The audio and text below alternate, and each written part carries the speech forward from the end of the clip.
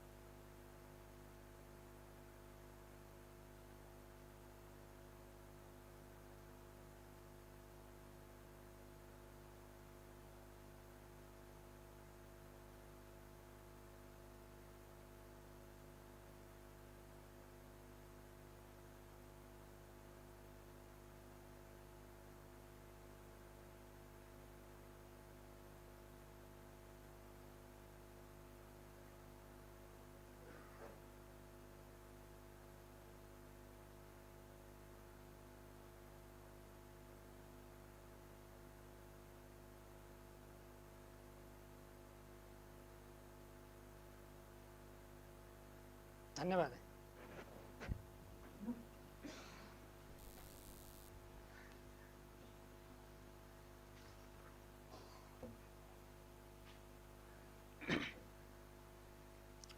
माननीय सदस्यहरू, प्रदेश सभाको कार्यालयबाट मिति 2077/2/6 को पत्र प्राप्त हुन आएको छ।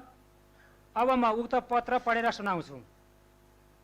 विषय: प्रदेश सभाको 6औं अधिवेशन आह्वान गरिएको। माननीय सभामुखज्यू, प्रदेश सभा सुदूरपश्चिम प्रदेश धनगढी कैलाली। नेपालको संविधानको धारा 183 को उपधारा 1 बमोजिम सुदूरपश्चिम प्रदेशको प्रदेश सभाको 6औं अधिवेशन मिति 2076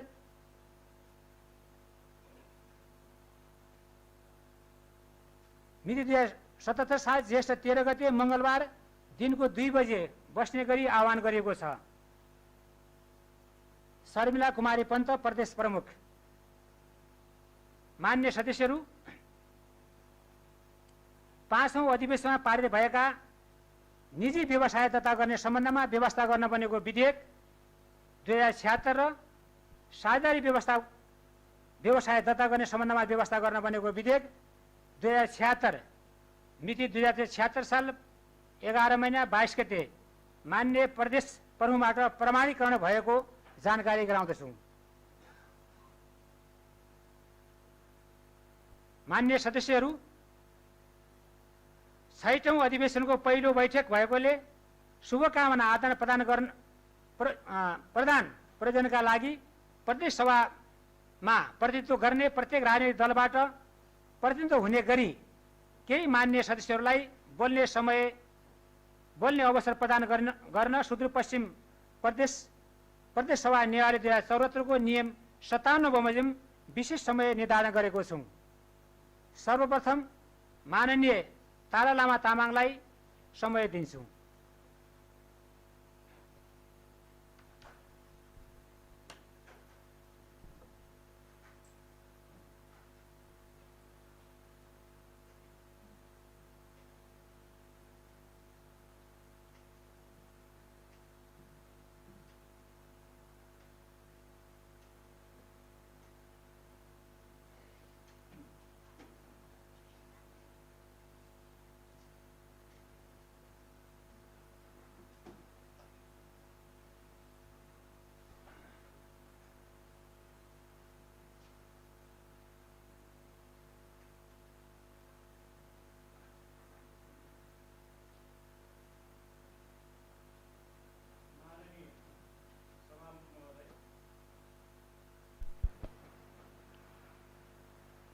आज हामी 6औं अधिवेशनको पहिलो दिनको बैठक प्रदेश प्रमुखको आह्वान बमोजिम आज बैठक बसिराखेको छ। यो बैठकमा म नेपाल कम्युनिस्ट पार्टी नेकपा सुदूरपश्चिम प्रदेश संसदीय दलको तर्फबाट नै स्वागत गर्न चाहन्छु। यो प्रदेश सभाको बैठकले हाम्रो सुदूरपश्चिम प्रदेशका जनताहरूको पक्षमा र प्रदेश सभाले गरेका कामहरू जनताको पक्षमा हुनेछ र प्रदेश सभाले बनाएका नियम कानुनहरू लाई कार्यान्वयन गर्न र प्रदेश सभाको भावनालाई समेटेर सरकार अगाडि बढ्नेमा पनि हामी शुभकामना दिन चाहन्छौँ। आज हाम्रो देश लगायत विश्वको सबै राष्ट्रहरू जसो प्राय सबै राष्ट्रहरू जसो कोरोनाबाट त्रसित छन्, कोरोनाको कारणले अस्तव्यस्त छन्। यस्तो परिस्थितिमा हाम्रो बैठक भइराखेको छ। यो बैठक गरिरहँदा हामीले सामाजिक दूरी कायम गर्ने कुरा, यो संक्रमणलाई न्यूनीकरण गर्ने कुरा र आफूले गर्ने व्यवहारका कुराहरूमा पनि सजगता अपनाउनु पर्नेछ। यसतर्फ हाम्रो पनि ध्यान जानेछ। अवश्य पनि हाम्रो मन जनताको प्रतिनिधिको हैसियतले हामी धेरै कुराहरू गर्न खोजेका थियौं र धेरै कुराहरू यहाँ गर्ने हुँदा पनि बैठकमा ध्यान केन्द्रित गर्नुपर्ने समयमा हामी यो कोरोना भाइरसको कारणले जुन तरिकाले देश अहिले लकडाउनमा छ, देश अहिले लकडाउनको परिस्थितिमा गुज्रिरहेको छ। यो हाम्रो रहर होइन, यो सरकारको रहर होइन, यो एउटा बाध्यता थियो र यो बाध्यतालाई सबै जनताले बुझेर नेपाल सरकारले आह्वान गरेको यो लकडाउनलाई सबै जनताले साथ दिएको छ। यसमा सबै एकजुट भएर अगाडि बढिरहेको छ र तत्बावजुद पनि हामी केही कमी कमजोरी भएको छ भने त्यसलाई अगाडि सच्याउँदै अगाडि बढ्ने कुरामा हामी एकमत छौं र मभन्दा पछाडि बोल्ने विपक्षी दलको आदरणीय नेताज्यूले पनि यसतर्फ बोल्नु हुने नै छ। यसमा हामी के प्रतिपक्ष के पक्ष सबै एकजुट भएर अगाडि बढिराखेको छ र कोरोनालाई हामीले परास्त गर्न अर्थात् कोरोना भाइरसलाई संक्रमित हुन नदिन अवलम्बन गर्ने कुरामा हामी अगाडि बढ्नै पर्छ र यो काममा हाम्रो प्रदेश सरकारले आफूले आफ्नो बुद्धि विवेकले भ्याएसम्म काम गर्न खोजेको छ। सुरुमा नै जब लकडाउन भयो, जनताहरूले आवाज उठाउन लाग्यो, क्वारेन्टाइनको कुरा, राहतको कुरा आइसकेपछि स्थानीय तह सबै स्थानीय तहमा जुन तरिकाले क्वारेन्टाइनको व्यवस्थापन गर्ने भनेर बजेट विनियोजित गरेर पठाइयो, त्यो बजेट प्राप्त गरिसकेपछि स्थानीय तहले क्वारेन्टाइन बनाउने र अझ प्रदेश सरकारको स्पिड बमोजिम त्यो क्वारेन्टाइनलाई अझ नेपालमा भित्रिन सक्ने, अझ आफ्नो स्थानीय आफ्नो भूगोलभित्र भित्रिन सक्ने संख्या यकिन गरेर व्यवस्थापन गर्नमा स्थानीय तहहरू जसरी लाग्नु पर्ने थियो त्यही भएकोलाई व्यवस्थापन गरिरहँदा त्यसरी गर्न सकिएन र अहिले प्रदेश सरकारले त्यसपछि राहतको सन्दर्भमा कुरा उठ्दा केन्द्र सरकारको मापदण्ड बमोजिम मापदण्डभित्र रहेर प्रदेश सरकार मार्फत बजेट पठाएको कुरा पनि छ र त्यो सबै कुरो गरिरहँदा हामीले अलिकति हाम्रो कमजोरी के भयो भने व्यवस्थापन पक्ष र हामीले त्यो पुर्याउने पक्ष नजाँदाखेरि अहिले गाउँघरमा प्रदेश सरकारले को कामलाई त्यहाँ नपुगेको हुनाले अलि नजरअन्दाज गरिराखेको र अलि उपस्थिति न्यून देखेको भन्ने कुराहरू गुनासाहरू आइराखेको छ। यो सन्दर्भमा हामी प्रदेश सरकारले हामीले अझै सुधारेर काम गर्दा हाम्रा सिङ्गो प्रदेश सभालाई कसरी मोबिलाइज गर्ने यसतर्फ ध्यान दिनुपर्छ। यो मामिलामा हामी कमजोरी भएको छ, यसमा हामी स्वीकार्न पनि सक्छौं। यो कमजोरीले गर्दा आज मान्छेले यहाँका जनताहरूले प्रदेश सरकारको बारेमा टीका टिप्पणी उठाउने जुन मौका प्राप्त गरेको छ त्यो हाम्रै कारणले भएको होला भन्ने मैले अनुमान गरेको छु र अब आइन्दा त्यस्तो हुने छैन। र यही कोरोनाको कारणले हामीले अघि कोरोनाबाट प्रताडित भई मृत्युवरण गरेका व्यक्तिहरू आदरणीय शहीदहरूप्रति सम्मानका साथ श्रद्धा सुमनका साथ हामीले 1 मिनेट मौन धारण गर्यौं। हामी ती सबै हाम्रो नेपालका ती नेपाल लगायत हामी नेपाल विश्वमा अन्य मुलुकमा रहेको नेपालीहरूको ज्यान गएको छ, विश्वका अन्य नागरिकहरूको ज्यान गएको छ, त्यसमा हामी श्रद्धाञ्जली अर्पण गर्न चाहन्छौं र कोरोनाबाट संक्रमित व्यक्तिहरूको पनि शीघ्र स्वास्थ्य लाभको कामना गर्छु र क्वारेन्टाइनमा बसेका आदरणीय दाजुभाइ दिदीबहिनीहरूलाई पनि सरकारले गरेका मापदण्डहरू, सरकारले आह्वान गरे बमोजिम र स्वास्थ्य कर्मीले भने बमोजिमको कुरामा उहाँहरूले यसलाई एकदम उच्च मनोबलका साथ अगाडि बढ्नुहुनेछ र त्यो काम गर्नुहुनेछ। र यसै सन्दर्भमा हाम्रो देशबाट विभिन्न रोजगारीको सिलसिलामा भारत लगायत विदेशका धेरै ठाउँमा नेपालीहरू छन्। आपत परेको नेपालीहरूलाई नेपाल सरकारले उद्धार गर्ने भनेकै छ।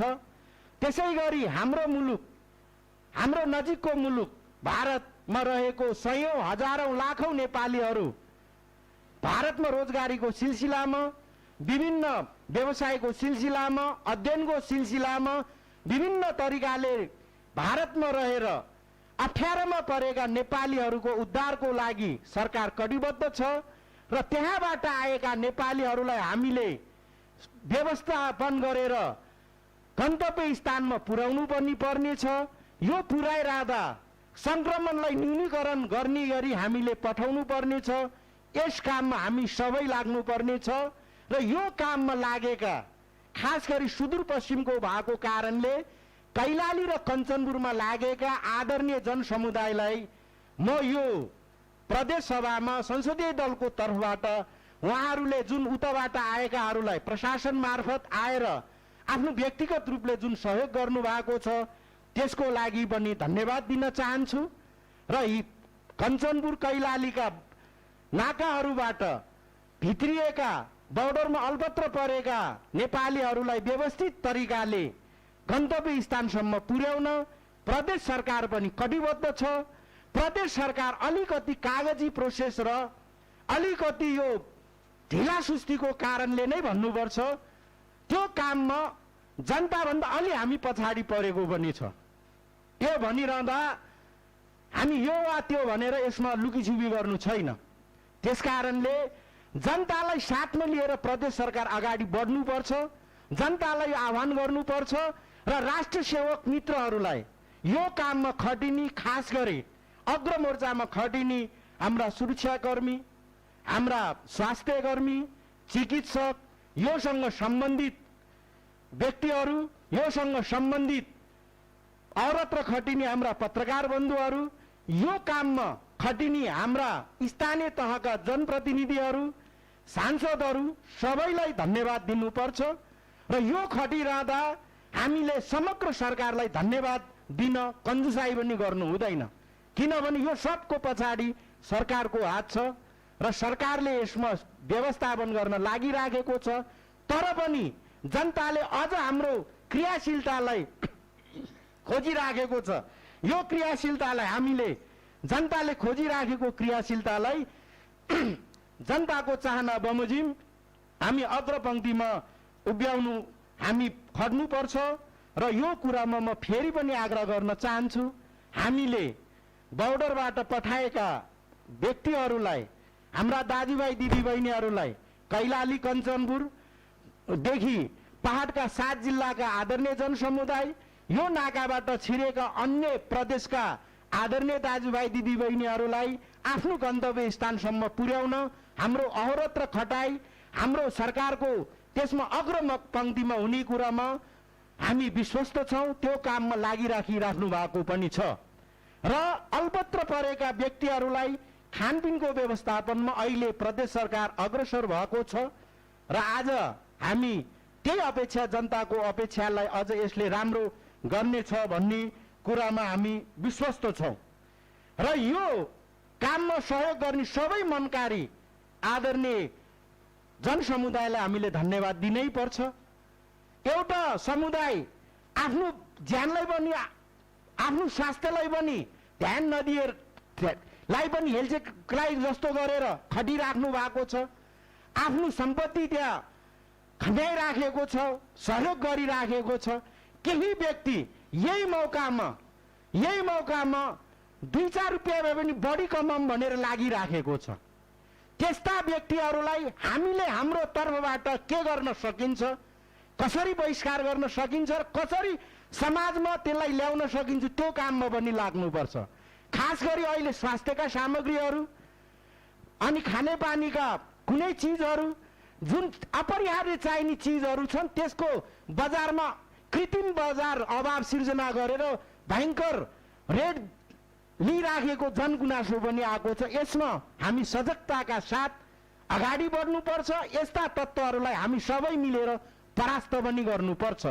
त्यस काममा हामी लाग्नै पर्छ र यस काममा प्रदेश सरकारको अहिलेको स्थितिमा आफ्नो सबै विंशहरू, आफ्नो पुरै पद्धतिहरू, सिस्टमहरू तयार नभइराखेको सन्दर्भमा प्रदेश सरकारको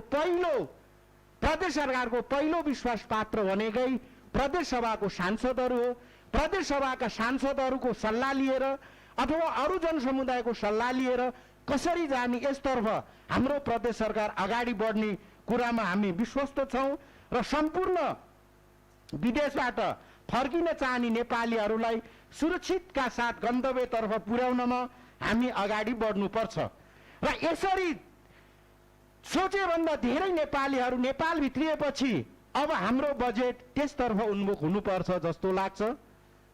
हाम्रो बजेट अब कृषिलाई आत्मनिर्भर बनाउने तर्फ, कृषि पेशा गर्नेलाई र स्वरोजगारका काम गर्नेहरूलाई र सरकारले अझ राम्रो गर्नुपर्छ, अझ सहयोग गर्नुपर्छ र यसको फेसिलिटेट गर्ने काम गर्ने कुरामा विश्वस्त छौं। त्यसै गरी स्वास्थ्यको सेक्टरमा पनि हामी हिजो भनिरहँदाखेरि यहाँ मैले आरोप अत्यारोपको कुरा नगरौं, हामी हिजो कुन स्थितिमा थियौं। पहिलो पटक कोरोना भाइरसको संक्रमण व्यक्तिको कोरोनाको चेक गर्न हामी हङकङ पठाउनु परेको थियो त्यसको स्याम्पल। अहिले हामी सुदूरपश्चिमले पनि पछि काठमाडौँमा भयो, त्यसपछि हामीले काठमाडौँ पठाउनु पर्यो। अहिले सुदूरपश्चिमको धेरै जिल्लाहरूमा यसको विस्तार गरेको छ। यो सरकारले गरिराखेकै छ। हाम्रो प्रदेश सरकार यसमा एक कदम अगाडि बढेर काम गरिराखेकै छ। तर यसको हामीले अझ व्यवस्थित गर्न भए गरेको कुराहरूमा अझै व्यवस्थित तरिकाले पुर्याउन सकेको छैन। स्थानीय तहहरूले स्थानीय स्रोत साधन प्रयोग गरेर क्वारेन्टाइनमा राखेको छ, तर हामी कहिले WHO को मापदण्ड हेरेर स्पेनको जस्तो इटलीको जस्तो काठमाडौँको जस्तो क्वारेन्टाइन हाम्रो गाउँघरमा नहुन सक्छ। तर अधिकतम आफ्नो सदुपयोग आफ्नो स्रोत साधन प्रयोग गरेर उहाँहरूले अधिकतम प्रयत्न गरिराखेको छ क्वारेन्टाइनमा भएकाहरूलाई। त्यसकारणले अब सबै नेपाली भित्रिसकेपछि स्वरोजगारका कार्यक्रम हुने टाइपको बजेट विनियोजित गर्नुपर्छ। विकासका कामहरू पनि त्यहाँको जनताले रोजगारी पाउने गरी गर्नुपर्छ। हामी अहिले विडम्बनाका साथ भन्नुपर्छ, प्रदेश सरकारको बजेट, प्रदेश पूर्वाधार विकासको बजेट जेठ 2 गते वैशाख 31 गते अख्तियारी गएको भन्ने सुने। मैले यो म गलत होइन भने यसको मङ्सिरको अन्तिममा सबै सम्पन्न योजनाहरू दिइसकेको। जेठको अन्तिम चैत्रको 11 गते लकडाउन भयो, त्योसम्म हामीले त्यति ध्यान दिन सकेनौँ। अहिले त्यो बजेटलाई जाँदाखेरि त्यो बजेट प्रदेश सरकारकै विङ्सहरूबाट गएको छ। तर सानो सानो योजनालाई पनि ठेक्का सिस्टममा लानुपर्छ भनेर भनिराखेको छ रे। र एउटा मन्त्रालयको एउटा कार्यालयले त पूर्वाधारको कार्यक्रममै गर्दैन भनेर सरकारलाई फिर्ता दियो रे। यस्तो मन्त्रालयको नेतृत्व गर्ने मन्त्रीज्यू, यस्तो कार्यालयको नेतृत्व गर्ने कर्मचारी या त प्रदेश सरकारप्रति पूर्ण वफादार नभएको या त सांसदहरूलाई व्यवस्था गरेको। सरकारले निर्णय गरेर दिने तर त्यो फिर्ता गराउने। अहिले पनि त्यो योजनाहरू बेवारसी छन्, कसले कार्यान्वयन गर्ने भन्दै यो हालतमा पुगेको छ।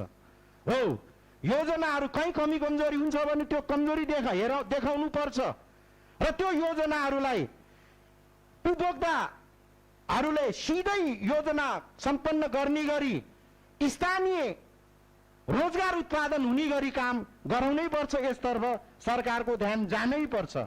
र अब हामीले यो योजनाहरूको सँगसँगै हाम्रो क्वारेन्टाइनमा बसेकाहरूको आरडिटी गर्ने कि चिकित्सकहरूको सल्लाह बमोजिम कसलाई पिसिआर गर्ने, सबै कुरामा प्रदेश सरकारले ध्यान अझ दिनुपर्ने छ। र यो अझ यसमा खटिएकाहरूलाई प्रोत्साहन गर्नुपर्ने छ। अझ यसमा हामीले जनचेतना जगाउनु पर्ने छ। र किन जनचेतना जगाउनु पर्ने छ भने क्वारेन्टाइनमा बसिसकेपछि हामीले ध्यान दिइराखेका छैनौँ। उहाँहरूको मनस्थितिलाई यथास्थितिमा ल्याउनको लागि पनि विभिन्न जनचेतनाका कार्यक्रमहरू, विभिन्न कार्यक्रमहरू सञ्चालन पनि गर्नुपर्ने छ। र अहिलेको परिस्थितिमा पनि त्यो गर्नुपर्ने छ। र हामीले खास गरी गत वर्ष यही रोस्टममा विपक्षीले सांसद घेर्यो। केही सांसदहरूले आफ्नो सरकारलाई योजनामा अलिकति फरक भयो भनेर पेश गर्यो। तर सरकारले आफ्नो तरिकाले नै अगाडि बढेको भन्ने आरोप छ। र त्यो आरोप आइरहँदा, त्यो काम गरिरहँदा सांसदहरूको भावना बमोजिम यो सरकारका केही मन्त्रीहरूले काम गरेको छैन। जहिले पनि सरकारले सांसदहरूलाई कुरोमा एउटा व्यवहारमा अर्को गर्ने गरिया छ। म आजै पनि सुन्दैछु आफ्ना च्यानलहरू प्रयोग गरेर के योजना कहाँ ल्याउनु पर्ने ल्याइसकेका छ अरे। जबकि अहिलेसम्म हामी सबै सांसद बसेर कुन तरिकाले जाने छलफलै भएको छैन। योजना करिब सबै सेटिङ गरेर ठक्क मिलाइसकेको छ भन्ने आएको छ। यस्तो परिस्थितिमा अबको सांसदले सरकारको पछाडि यो प्रदेश सभा कि यो प्रदेश सभाले सरकार बनाएको सोच्ने बेला आएको छ। सोच्नै पर्छ। त्यसकारणले सरकारले पनि अब यसको हेक्का राख्नै पर्छ। हामी सबै मन्त्रीहरूलाई यो संसदप्रति जवाबदेही हुन आग्रह गर्छु। सबै मन्त्रीका सरकारका मन्त्रीहरूलाई सरकारले आफै विधेयक ल्याउँछ, प्रदेश सभाबाट विधेयक पारित भएर ऐन बन्छ, लालमोहर राख्छ, कार्यान्वयन कुन चरणमा छ हामीले हेरेको छैन। हामीलाई काम लाग्ने मात्रै ऐनहरू लागू गर्ने, हामीलाई अलिकति आफू अनुकूल नभएको ऐनहरूलाई हामी अलिकति नजरअन्दाज गरेको छ भन्ने गुनासो आएको छ बाहिर। त्यसकारणले त्यसको पनि समीक्षा गर्नुपर्ने छ। बाहिर जनताले अहिले प्रदेशको बारेमा टीका टिप्पणी गर्दैछन्। यो टीका टिप्पणी हुने वातावरण हाम्रो कारणले भयो। यसमा हामी सुध्रिनुपर्छ, हामीले सुधार्नुपर्छ। यो सबै कुरोको छिनोफानो यही छेटौँ अधिवेशनको पहिलो बैठकले गर्ने कुरा मलाई विश्वास छ। गर्नु पनि पर्छ, गरिन्छ पनि।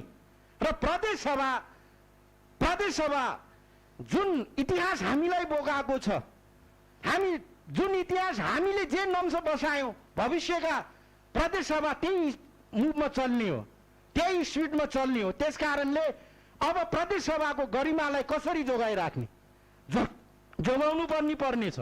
हाम्रा मुख्यमन्त्रीदेखि मन्त्री सबै यही प्रदेश सभाले नैकै सदस्य हो, यही प्रदेश सभाले चुनेको हो। यो पनि हेक्का राख्नुपर्छ। हामीलाई त्यो हेक्का राखेर राम्रो प्रदेश सभा र सरकारको सुमधुर सम्बन्ध गरेर जनतालाई देखिने गरी हामी जनताको प्रतिनिधि हौं, जनताभन्दा अलग होइन। जनताको चाहना बमोजिम होला, जनताको ठुलठुला चाहना होला। सकिएन भने यो कारणले सकिएन, सकिन्छ भने यो कारणले सकिन्छ। जति बोलिन्छ त्यति गर्नु पर्यो, जति बोलिन्छ त्यति गर्नु पर्यो। यहाँ धेरै मन्त्रीहरूको बोल्ने कुरोमा पनि जनताले मसँग बारम्बार आवाज गरेको छ, भनेको छ। त्यसकारणले यो कुरोमा, यो प्रदेश सभामा अबदेखि हामीलाई यो शुभकामना दिन चाहन्छु म। अब हामी यसतर्फ जाओस्। यस प्रदेश सभाले अब सबैलाई ट्र्याकमा ल्याउने छ। अझ हामी बिस्तारै सिकिराखेको हुनाले यस्तो कमी कमजोरी भएको हुन सक्छ। सिकिरहेको हुनाले हामीले 2 वर्षको तेस्रो बजेट, अबको चौथो बजेट हामी प्रस्तुत गर्न गइराखेका छौं। धेरै जसो सांसदलाई स्याडोमा राखेर ल्याएको बजेट हामीले पास पनि गरेका छौं। अब पनि त्यसरी ल्याउने कुरामा हामीलाई विश्वास छैन। अब फेरि सबैलाई समेटेर ल्याउँछ भन्ने कुरामा यहाँका सबै सांसद विश्वस्त छन्। त्यसरी नै ल्याउँछ होला भन्ने कुरामा हामी आशावादी छौं। बोल्ने एउटा, गर्ने एउटा, लेख्ने एउटा, कार्यान्वयन गर्दा अर्को गर्ने भनेर आरोप आइराखेको छ। मैले त्यो चाहिँ होइन भनेको छु, तर कहीँ काम कारबाही हेर्दा त्यस्तो देखिन्छ। अहिले प्रदेशका सांसदहरूले आफूले बाँडेको, आफूले त्यो सरकारले बनाएको नियम बमोजिमको समिति मार्फत बाँडेर सरकारले नै कार्यान्वयन गर्ने बजेट, अलिकति न्यायोचित तरिकाले वितरण गरेको बजेट 90% त्यो सक्सेस, त्यो बजेट कार्यान्वयन नहुने चरणमा देखिन्छ। यदि कार्यान्वयन भयो भने पनि प्रेसरमा काम गर्नुपर्ने देखिन्छ। यो असार मसान्तमा हिजो आज सम्झौता गर्दैछ। प्रदेश कञ्चनपुर निर्वाचन क्षेत्र नम्बर 1 को तारालामा सांसदको 50% भन्दा बढी योजना सम्झौतै भएको छैन रे। अनि त्यो बजेट सम्झौतै गरिहाल्यो भने असार 15 मा सकिने। त्यसकारण यसलाई पनि क्रमागतमा लाने कि त्यो सोच्नै पर्छ। संसदले बनाएको हुनाले सरकारले त्यो सोच्ने छ, त्यो काममा सरकार लाग्ने छ। यसको समीक्षा भएन भने सरकारको समीक्षा पनि गर्ने छ। यसलाई अन्यथा नलिनु होला, तर सुधारेर राम्रो गरियो भने राम्रोसँग चलाउनु पर्छ। सरकारले प्रदेश सभा भएको अनुभूति, प्रदेशका सांसद भएको अनुभूति हुने गरी यो बजेट सत्रमा अथवा यो सत्रमा त्यसरी काम देखाउने हुने हामीलाई पूर्ण विश्वास छ। त्यो पूर्ण विश्वासलाई हाम्रा सरकारले यसमा ध्यान दिनेछ। र म अन्तमा अहिले पनि देश 21औं शताब्दीमा मान्छे अब यहाँ बसेर अमेरिकाको मान्छेसँग मिटिङ गर्ने, यहीँ बसेर अमेरिकाको सबै गतिविधि थाहा पाउने बेला, चन्द्रमामा त उहिले खुट्टा टेकिसकेको प्राणी मानव जाति भएको यो देशमा अझै पनि जातीय छुवाछुत, विभिन्न क्षेत्रीय नारा, विभिन्न भेगीय नारा, विभिन्न किसिमले जुन तरिकाले प्रताडित गरेर अहिले कर्णाली प्रदेशको रुकुम र चौरजारी भन्ने ठाउँमा जसरी यो जातीय छुवाछुतको कारणले त्यहाँ हत्या भएको छ, त्यसको निष्पक्ष छानबिन गरेर दोषीलाई कडा कारबाही होस्। आगामी दिनहरूमा त्यस्तो घटनाहरू नघटुन् र त्यसको लागि पनि म यो यहाँबाट आवाज उठाउन चाहन्छु। र हामी सांसदहरूले पहिले हामी आफै सुध्र्यौँ र सामाजिक दूरी कायम गर्ने सन्दर्भदेखि लिएर अब यो कोरोनाबाट सङ्क्रमितहरूलाई अझ व्यवस्थित तरिकाले त्यहाँबाट मुक्त गराउन, कोरोनाबाट जित्न र नेपाल भित्रिएका आदरणीय दाजुभाइ दिदीबहिनी सबैलाई रोजगारमूलक कार्यक्रमहरू सर्जना गर्न, कृषिमा हामी आत्मनिर्भरका साथ निर्यातमुखी कृषि व्यवसाय सञ्चालन गर्न र स्वास्थ्यका हरेक युनिटमा स्वास्थ्यको सेक्टर पुर्याउन र जनचेतनाका कुराहरू जगाउन र जनताको भावना बमोजिमको भौतिक पूर्वाधार विकास गर्न यो प्रदेशको छेटौं अधिवेशनको पहिलो बैठकमा शुभकामना दिन चाहन्छु। छेटौं बैठकले यो सबै काम गर्न सहयोग पुग्नेछ र हामी फेरि पनि आग्रह गर्छौं बाहिरबाट आएका विदेशबाट आएका हाम्रा नेपालीहरूको उचित व्यवस्थापनमा प्रदेश सरकारले अझै आफ्नो रोल लिड आफ्नो नेतृत्वमा त्यो काम गरेको हामीले देख्न पाउने विश्वास गर्दै यो प्रदेश सभामा सबै मान्यज्यूहरूलाई स्वागत गर्दै यो प्रदेश सभाले राम्रो निर्णयहरू गर्ने कुरामा आशा गर्दै शुभकामना दिँदै बिदा हुन्छु। धन्यवाद।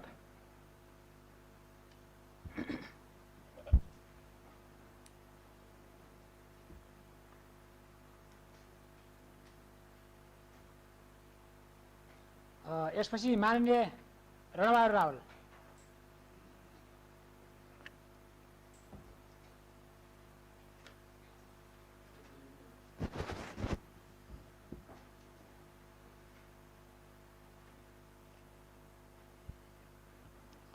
माननीय सभामुख महोदय,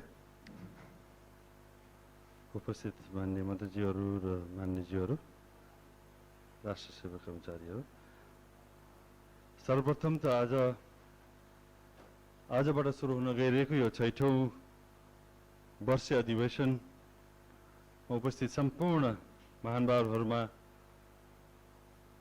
यो अधिवेशनको सफलताको शुभकामना दिन चाहन्छु। यो अधिवेशनले पक्कै पनि मेरा मित्र सत्ता पक्षका प्रमुख सचेतकजीले भनेअनुसार यो सुदूरपश्चिम प्रदेशको अनुहार फेर्नमा टेवा पुग्नेछ, नयाँ इतिहास कोर्नेछ भन्ने विश्वास लिएको छु। यो अधिवेशन पक्कै पनि परिणाममुखी, यो अधिवेशन पक्कै पनि सुदूरपश्चिम जनताले अपेक्षा गरे अनुसार साँच्चै उपलब्धिमूलक हुनेछ भन्ने मैले विश्वास लिएको छु। यो अधिवेशनको दौरान हामीले थुप्रै चुनौतीहरू भोग्नु परिरहेको छ। कोभिड-19 कोरोना भाइरसको कारणको रोगको कारणले देश त्राहिमाम छ, प्रदेश त्राहिमाम छ। त्यसैले यो अधिवेशन बहुतै महत्त्वपूर्ण अधिवेशन छ। हामी गम्भीर भएर यी चुनौतीहरूलाई सामना गर्दै अझ बढी सबल भएर यो प्रदेशको जनताले अपेक्षा गरे अनुसार, यहाँका सभासदज्यूहरूले अपेक्षा गरे अनुसार, सम्पूर्ण तह र तबकाका आदरणीय व्यक्तित्वहरूले अपेक्षा गरे अनुसार कार्य हुनेछ भन्ने मैले विश्वास लिएको छु। त्यसको लागि म शुभकामना दिन चाहन्छु। सर्वप्रथम त ती कोभिड-19 को कारण नेपाली 4 नेपालमै मृत्युवरण गरे। त्यसपछि सयौंको संख्यामा प्रवासमा रहेका नेपालीहरूले पनि मृत्युवरण गर्नु पर्यो। उहाँहरूप्रति श्रद्धाञ्जली दिन चाहन्छु। उहाँहरूको आत्माको चिर शान्तिको कामना पनि गर्न चाहन्छु। झन्डै 642 जति अहिले संक्रमित छन्, केही निको भएर गएका पनि छन्। तर विश्वमा हेर्दा झन्डै 3 लाख भन्दा बढी मान्छे मृत्युवरण गरिसकेको अवस्था छ।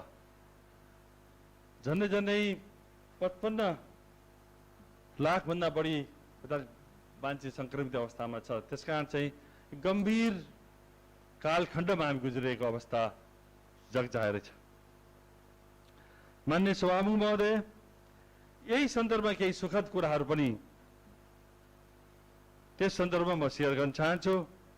सुदूरपश्चिमकै एउटा भूभाग जो 6 दशकभन्दा माथि मित्र राष्ट्र भारतको कब्जामा थियो, त्यसलाई कमसे कम मित्र राष्ट्रले नोभेम्बर 2 मा आफ्नो नक्सामा पनि राख्यो। फेरि त्यसमा भर्खरै सङ्घीय सरकारले नेपालको आफ्नो नक्सामा लिम्पियाधुरा, लिपुलेख र कालापानीको झन्डै 390 भन्दा बढी वर्ग किलोमिटर भूभाग नयाँ नक्सा, नयाँ क्षेत्रफल जोडिएको छ। सभा महोदय, यसको लागि म सङ्घीय सरकारलाई धन्यवाद दिन चाहन्छु। हामीले लामो समयदेखि आशा गरेका थियौँ यही संसदमा पनि नेपाली कांग्रेस संसदीय दलले संकल्प प्रस्तावको रूपमा दर्ज गरेको थियो। माननीय सभा महोदय, विगत हिउँदो अधिवेशनमा नि त्यसको बारेमा छलफल हुन सकेन, दुःखद कुरा हो। तत्पश्चात पनि सबैको इच्छा चाहना अनुसार अहिले ढिलै भए पनि सङ्घीय सरकारले नयाँ नक्सा ल्यायो, त्यसको लागि म धन्यवाद दिन चाहन्छु। हामी सबैलाई बधाई पनि छ। यो अर्को सन्दर्भ छ लकडाउनको कुरा। झन्डै 2 महिना भन्दा बढी समय हामीले लकडाउन बितायौं। नेपालका सबै दलहरूले पूर्णतया सहयोग गरेको बुझियो। कुनै पनि राजनीतिक कुरा भन्दा सबैले यो लकडाउनलाई एउटा आफ्नो मन्त्रको रूपमा यो कोभिडसँग लड्ने, यो कोरोना भाइरससँग लड्न सक्ने एकमात्र हतियार भन्ने ठानेर सबैले साथ दिएको अवस्था हो। त्यसकारण चाहिँ यो लकडाउन जो गरियो यसको लागि पनि सरकारप्रति म धन्यवाद दिन चाहन्छु। अब यही सन्दर्भमा एउटा कुरा के त यो अधिवेशन वास्तवमा सुदूरपश्चिम सरकारले अहिले झन्डै 3वटा अल्पकालीनदेखि लिएर 2टा पूर्णकालीन अहिले चलिरहेको समेत गरेर 3टा आर्थिक वर्षका योजनाहरू, बजेट र कार्यक्रमहरू पास गरेर ल्याएको र कार्यान्वयन गर्ने अवस्थामा अब मेरो विचारमा यही अधिवेशनमा म अनुरोध गर्न चाहन्छु, यी 3टा आर्थिक वर्षका जति पनि योजनाहरू ल्यायौँ। सुरुदेखि हामीले यहाँ संसदमा जे जति भन्यौँ गर्यौँ, सत्ता पक्षले प्रतिपक्षको हिसाबले जे भने पनि आखिर सुदूरपश्चिमी जनताको पक्षमा जे जति कुराहरू उठे तापनि जति पनि शिक्षा लिनुपर्ने, ग्रहण गर्नु सन्दर्भमा प्रदेश सरकार चुकेको बारेमा सर्वविदितै छ। योजनाहरू ल्याउने, बजेटहरू आउने, तर कार्यान्वयन बहुतै फितलो, समन्वयकारी भूमिका बहुतै फितलो। त्यसकारण चाहिँ यो अवस्थामा आजको दिनमा आउँदा बजेटहरूमा अब चौथो यो 6ठौं अधिवेशनमा कमसेकम बर्खे अधिवेशन भनेको योजना बनाउने, कार्यक्रम बनाउने हो। बजेट स्वीकृत गर्ने अधिवेशन पनि भएको हुनाले कमसेकम यो अवस्थामा समग्र चुनौतीहरू विगतका जति पनि हामीले काम गर्ने सिलसिलामा जानेर अनजानमा अथवा हाम्रो 2/3 छ त्यसको दम्भको आधारले पनि हुन सक्ला। यावत कुराहरूले गर्दा जति पनि कमी कमजोरी भए, राम्रा पनि केही भएका होलान्, त्यसबाट पनि शिक्षा लिएर यो आउँदो बजेट अथवा कार्यक्रम अहिलेको समग्र चुनौतीहरूलाई सामना गर्न सक्ने ती शिक्षाहरू चाहिँ यसमा समावेश गरेर अगाडि बढ्न सक्ला भन्ने पनि विश्वासका साथ यो समयानुकूल होला, यो पारदर्शी होला, सबै मान्यहरूलाई सम्मानजनक हिसाबले अगाडि काम गर्ला, जनताले अपेक्षा गरे अनुसारको अहिलेको जो बृहत महामारीलाई प्राथमिकता दिएर काम गर्ला र त्यो अनुसारको बजेट तथा कार्यक्रम आउला भन्ने म पनि शुभकामना दिन चाहन्छु। यो सरकारलाई त्यस सन्दर्भमा अगाडि बढोस् भन्ने पनि मेरो कामना छ। अब यही सन्दर्भमा एउटा के छ भन्दाखेरि आउँदो वर्षमा चाहिँ ध्यान दिनुपर्ने सन्दर्भमा प्रवक्ताले भनिसक्नु भएको छ, मान्यजीले पनि विशेष गरी प्राथमिकता दिनुपर्ने नै हामीले के हो भन्दाखेरि अहिले जसरी यो प्रदेशको झन्डै 28-30 लाख जनसङ्ख्या छ, त्यसमध्येको झन्डै आधा जनसङ्ख्या त भारत लगायत अरू देशहरूमा छ, प्रवासीको रूपमा छन्। यहाँ रोजगारी नहुँदा पलायन भएको अवस्था, त त्यसमध्येको धेरै जस्तो चाहिँ 90% भन्दा बढी चाहिँ भारतकैमै काम गरिरहेको अवस्था छ। अहिले कोभिड-19 को कारण साथसाथै सीमामा भएको विवाद अथवा म त भन्छु भारतले कब्जा गरेको भूमिको कारण जो कूटनीतिक सरकारले पहल गर्न नसक्दा जो एउटा उठेको छ वातावरण, त्यसले गर्दा साथै यावत कुराहरूले गर्दा आज अर्को यहीकै मान्य मुख्यमन्त्रीकै पिए बाट पनि आह्वान हुँदा सामाजिक सञ्जाल मार्फत अब आयो, खुलिसक्यो, तपाईहरु आउनुहोस्, हामी सब व्यवस्थापन गर्छौं भन्ने पनि बहुतै सार्वजनिक, बहुतै ओजपूर्ण चाहिँ संवाद चाहिँ सामाजिक सञ्जालबाट हुँदा पनि घर भएका मान्छेहरू पनि ओहो यही बगा किन बस्ने, भोलि गएर भारतले के गर्ने भनेर जो आउँदै नचाहनेहरू पनि लड्को बनाएर भाडा गाडी लिएर यहाँ पुग्ने स्थिति आयो। एकातिर सरकारले, संघीय सरकारले सीमा खोलेको छैन, अर्कोतिर हाम्रै प्रदेशको सरकारको जिम्मेवार व्यक्तित्वबाट आह्वान गरिन्छ, तर पनि प्रदेश सरकारको मुख्यमन्त्रीज्यूलाई हामीले भन्यौं यो के हो भन्दाखेरि होइन त्यो एकजना होइन उसले गल्तीले भनेछ यस्तै हो भन्ने।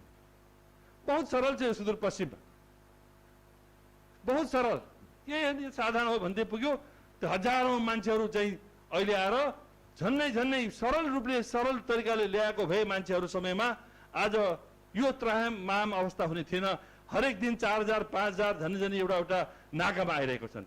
अस्ति त 4000 झन्नै पुगेको थियो यो गौरीफन्टामा, हिजो 22-2500 होला। त्यसपछि गड्डा चौकी कुरा त्यही छ, टिकापुरतिर त लुकेर आएको कति छ, त्यसपछि माथितिर छन्, कोही ट्युबबाट आएका छन्, यावत कुराहरूको कोही छोडिदियो। झन्नै 2-2.5 लाख भन्दा बढी मान्छेहरू भित्रिसकेको छ। अझ 3 देखि 4 या 5 को हाराहारीमा आउने क्रम जारी छ, त्यसको लागि तम तयार भएर बसेका छन्। माननीय सभामुख महोदय, यी सबै कुराहरूलाई मध्यनजर गरेर यो सरकारले गम्भीरताका साथ आउँदो दिनहरूमा यो आउँदो आर्थिक वर्ष 2077-78 को योजनामा त्यसलाई केन्द्रित बनाएर योजनाहरू ल्याउन सक्ने क्षमता बढोस् भन्ने पनि म शुभकामना दिन चाहन्छु। सभामुख महोदय, मैले प्राथमिकताको रूपमा अरू दिन भनौँला, तर माननीय अर्थमन्त्रीजी पनि यहाँ हुनुहुन्छ, उहाँ योजना मन्त्री पनि हुनुहुन्छ, उहाँले अवश्य पनि अब योजना आयोग त बनाउन छोडिदिनु भयो, उहाँले आफै योजना मन्त्री हुनुहुन्छ। त्यसकारण चाहिँ यी प्राथमिकताका कुरा, लक्ष्यका कुरा, यावत कुराहरूको सबै जिम्मा उहाँलाई नै दिन्छौँ। तर एउटै कुरा म यसै सम्मान्य सदनलाई एउटा अनुरोध गर्न चाहन्छु। अस्ति भर्खर हामीले माननीय मुख्यमन्त्रीलाई एउटा संसदीय दलको तर्फबाट हामी एउटा सौहार्दपूर्ण वातावरण वार्ता गर्न गएका छौँ, कुरा गर्न गएका छौँ, र उहाँ एउटै कुरा थियो, नेपाली कांग्रेस संसदीय दल पूर्णतया तपाईको साथमा छ, के गर्नुपर्छ ल हामीलाई भन्नुहोस्। तपाईहरुले त कुनै हिसाबले फोन गरेर सहमति गर्ने, समन्वय गर्ने काम त गर्नु भएन। हामी त बारम्बार हामी जिम्मेवार भएको हुनाले हामी उल्टै सोध्छौँ, हामी त अब प्रतिपक्ष भयौँ, तपाईहरु राम्रो आफै गरिरहनु भएको छ होला, तर जनतामा एक किसिमको अनुभूति छैन। प्रदेश सरकार छ कि छैन, कुन कुनामा छ, कुन आत्मरतिका साथ बसिरहेको छ भन्ने जनमानस हरेक कुना हरेक व्यक्तिमा छ। त्यसले भन्यो आज माननीय मुख्यमन्त्रीजी यो प्रश्न जनताबाट उठेको प्रश्न, यो हरेक सर्वसाधारणबाट उठेको प्रश्न केवल तपाईमा मात्र लक्षित होइन, त्यो प्रश्न हामी माथि पनि लक्षित भइरहेको छ। अब यो संघीयताको सन्दर्भमा प्रदेशको आवश्यकता छ कि छैन, ती यत्रो वर्ष 3-3टा योजना आइसक्दा पनि जनतालाई अनुभूति हुने खालको काम देखाउन सकिँदैन। एउटा स्थानीय सरकारले गरेको काम भन्दा पनि बढी गर्न सकिँदैन भने यत्रो खर्च धान्नुपर्ने जनताले किन? बहुतै ठुलो प्रश्न जनताले गर्दा भन्यौं माननीय मुख्यमन्त्री तपाईको टिम मात्र होइन, हामी प्रतिपक्षका राजपा के नहोस्, हामीलाई सम्म लक्षित छ। ल भन्नुहोस् के हामीले सहयोग गर्नु पर्यो? तर हामीलाई के छ, हामी बरु हरेक हाम्रो निकायको हरेक तहबाट अहिलेको महामारीलाई चाहिने सहयोग हामीले आफै निर्देशन गरेका छौं। टोल वडा मात्र होइन, ब्लकबाट पनि आफ्नो तहबाट चाहिँ सहयोग जुटाएका छौं, राहतदेखि हरेक कुरा। त्यसकारण चाहिँ अरू के गर्नुपर्छ ल भन्नुहोस् भनेको थियौँ। यो कुराहरू बहुत गम्भीर तरिकाले उठायौँ, तर जुन हिसाबले उहाँले लिनुभयो तर त्यो चाहिँ बहुतै गम्भीर छ। त्यसकारण मान्य यो गरिमामय सदनमा म अनुरोध गर्न चाहन्छु सभामुख महोदय, अलि हाम्रो माननीय मुख्यमन्त्री अझ गम्भीर हुनै पर्छ कि जस्तो लाग्छ। आजको शुभकामना गर्ने दिनमा मैले त केवल 2 शब्दका शुभकामना दिने अनि पछि जाने भन्ने हिसाब हो, किनभने अहिले यो महामारीको बेला धेरै गन्थन मन्थनको जरुरत छैन। तत्पश्चात पनि हामीले जिम्मेवारीका साथ आउँदा दिनहरू बहुतै उत्पादनशील हुन्, आउँदा दिनहरूमा हरेक दिन हरेक मिनट चाहिँ अहिले चाहिँ जनताको पक्षमा। अहिले कोभिड-19 को कारणले त्राहिमाम भएका प्रवासीहरू जो बोर्डरमा थन्किएका छन्, जत्थाको रूपमा यतातिर हामी सामाजिक दूरीको कुरा गर्छौँ, उतातिर हामी यो सेनिटाइजरको कुरा गर्छौँ। यावत तपाईँ हेर्नुहोस्, म हिजो भर्खर टिकापुरबाट आएँ, 4 डम्पर गाडीमा झन्डै 200-300 जति मान्छेहरू टिकापुर पुगे हिजो राति 2 बजे। यहाँबाट डम्फरमा अब कसरी गयो होला न? अब भन्नुहोस् के सामाजिक दूरी? अब भन्नुहोस् यहाँ सरकार कहाँ छ? त्यो स्थानीय सरकारलाई जे छ तिमीले गर भन्ने मात्र हो कि अथवा उसलाई पैसा दिए मात्र हुने हो कि अथवा के हो? सरकारको आफ्नो हामीले भनेको थियो 2 महिना अगाडि जब वुहानबाट नेपालीहरूलाई ल्याइयो, प्लेन चढाएर एउटा विभेदपूर्ण हिसाब होइन नेपाली नागरिकलाई ल्याइयो विद्यार्थीहरूलाई, हामीले यहाँ भनेको थियो भोलि परिस्थिति बन्न सक्छ, भोलि अरबबाट ल्याउनु पर्ला, भोलि जर्मनबाट ल्याउनु पर्ला, मलेसियाबाट ल्याउनु पर्ला, भारतबाट ल्याउनु पर्ला, त ल्याउँछौ नि भन्ने कुरा थियो। आज आफै यहाँ आउँदाखेरि पनि हामी उनीहरूलाई गैर नेपाली भन्ने हिसाबको हामीले लेबल लगाएका छौँ। आज उहाँहरूलाई बोराको रूपमा गाडामा हालेका पठाएका छौँ गाउँ गाउँमा। आज त्यहाँको रोग पुरा गाउँभरि छाएको छ। टेस्ट गरेका छौँ भनेका छौँ, कति टेस्ट भयो? समाज कल्याण मन्त्रीजी यहाँ बहुतै बिहानदेखि बेलुका खटिरहनु भएको छ, अन्तर्वार्ता म सुनिरहेको हुन्छु। यति 1000-2000 को माग गरेको छौँ किट भन्नुहुन्छ। कतिजना दिनको यहाँ एउटा गड्डा चौकीमा कति आउँछन् उहाँलाई थाहा हुनुपर्ने होला। त्यसकारण माग गर्ने बेला होइन, अब खुलेआम खनखन गरेर किन्नुपर्ने हो। स्वायत्तता त्यसै आएको होइन, आफ्नो पनि क्षमता देखाउँ, त्यो पैसाको सदुपयोग गर भनेको। म तपाईँहरूलाई हिसाब पनि दिन चाहन्छु। यहाँ अहिलेसम्मको अवस्थामा म मान्य सभामुख महोदय मार्फत एउटा हिसाब पनि दिन चाहन्छु। यहाँ यो किन जरुरी के को लागि भन्दाखेरि यो प्रदेश सभाभित्र यति गरिमामय सभामुखज्यू लगायत मान्य मन्त्रीज्यूहरू हुनुहुन्छ। अब 2076-77 को अवस्थामा मान्य अर्थमन्त्री हुनुहुन्छ, उहाँले अवश्य भोलि पछि भन्नुहोला। तत्पश्चात पनि यहाँ आँकडाहरू अहिलेसम्म करिब चालुको हिसाबले वैशाख मसानसम्म 28.48% खर्च भएको छ। पुँजीगत रूपमा 20.22 भएको छ। जम्मा 24.53% खर्च भएको छ वैशाख मसानसम्म। तर जेठको 12 गतेसम्म हिजोसम्म 32 एभरेजमा हाम्रो 27.56% भएको छ, जसले गर्दा बचेको अहिलेको जेठ 12 गतेसम्म आउटस्ट्यान्डिङ हाम्रो 20,49,35,628 रुपियाँ, झन्डै 72.44% आउटस्ट्यान्डिङ पैसा छ। अब यो पैसा मैले यसो हेरेँ, हरेक दिनमा मैले वैशाख मसानदेखि यो 12 गतेसम्म कति खर्च गरेँ त? किनभने मान्यहरू तदारुकता साथ मन्त्रीमा गएका थिए, छिटो काम गर्नु पर्यो भनेर सुनेका थिएँ। गयो होला धेरै भनेर 12 दिनको खर्च हेरेको, उहाँ झन्डै 7,11,04,863 रुपियाँ यो 12 दिनमा खर्च गर्नुभएको छ। यही हिसाबले मैले भने अब 49 दिन छन्, 49 दिनमा कति होला त भन्दाखेरि डबल 3,48,41,38,38,319 रुपियाँ यही हिसाबले खर्च हुन्छ। त्यसपछि मैले भने यो त होइन, अरू जोड्नु पर्यो, यताउता गर्दा डबलै त्यहाँ राख्थ्यो। त्योको डबल गरेर 6 अरब 6,82,72,76,639 रुपियाँ हामीसँग खर्च हुन्छ। त्यसमध्येको बाँकी रहन्छ, फेरि बाँकी रहन्छ, त्यो डबल गरेर पनि 13,43 करोड रुपियाँ बाँकी रहन्छ।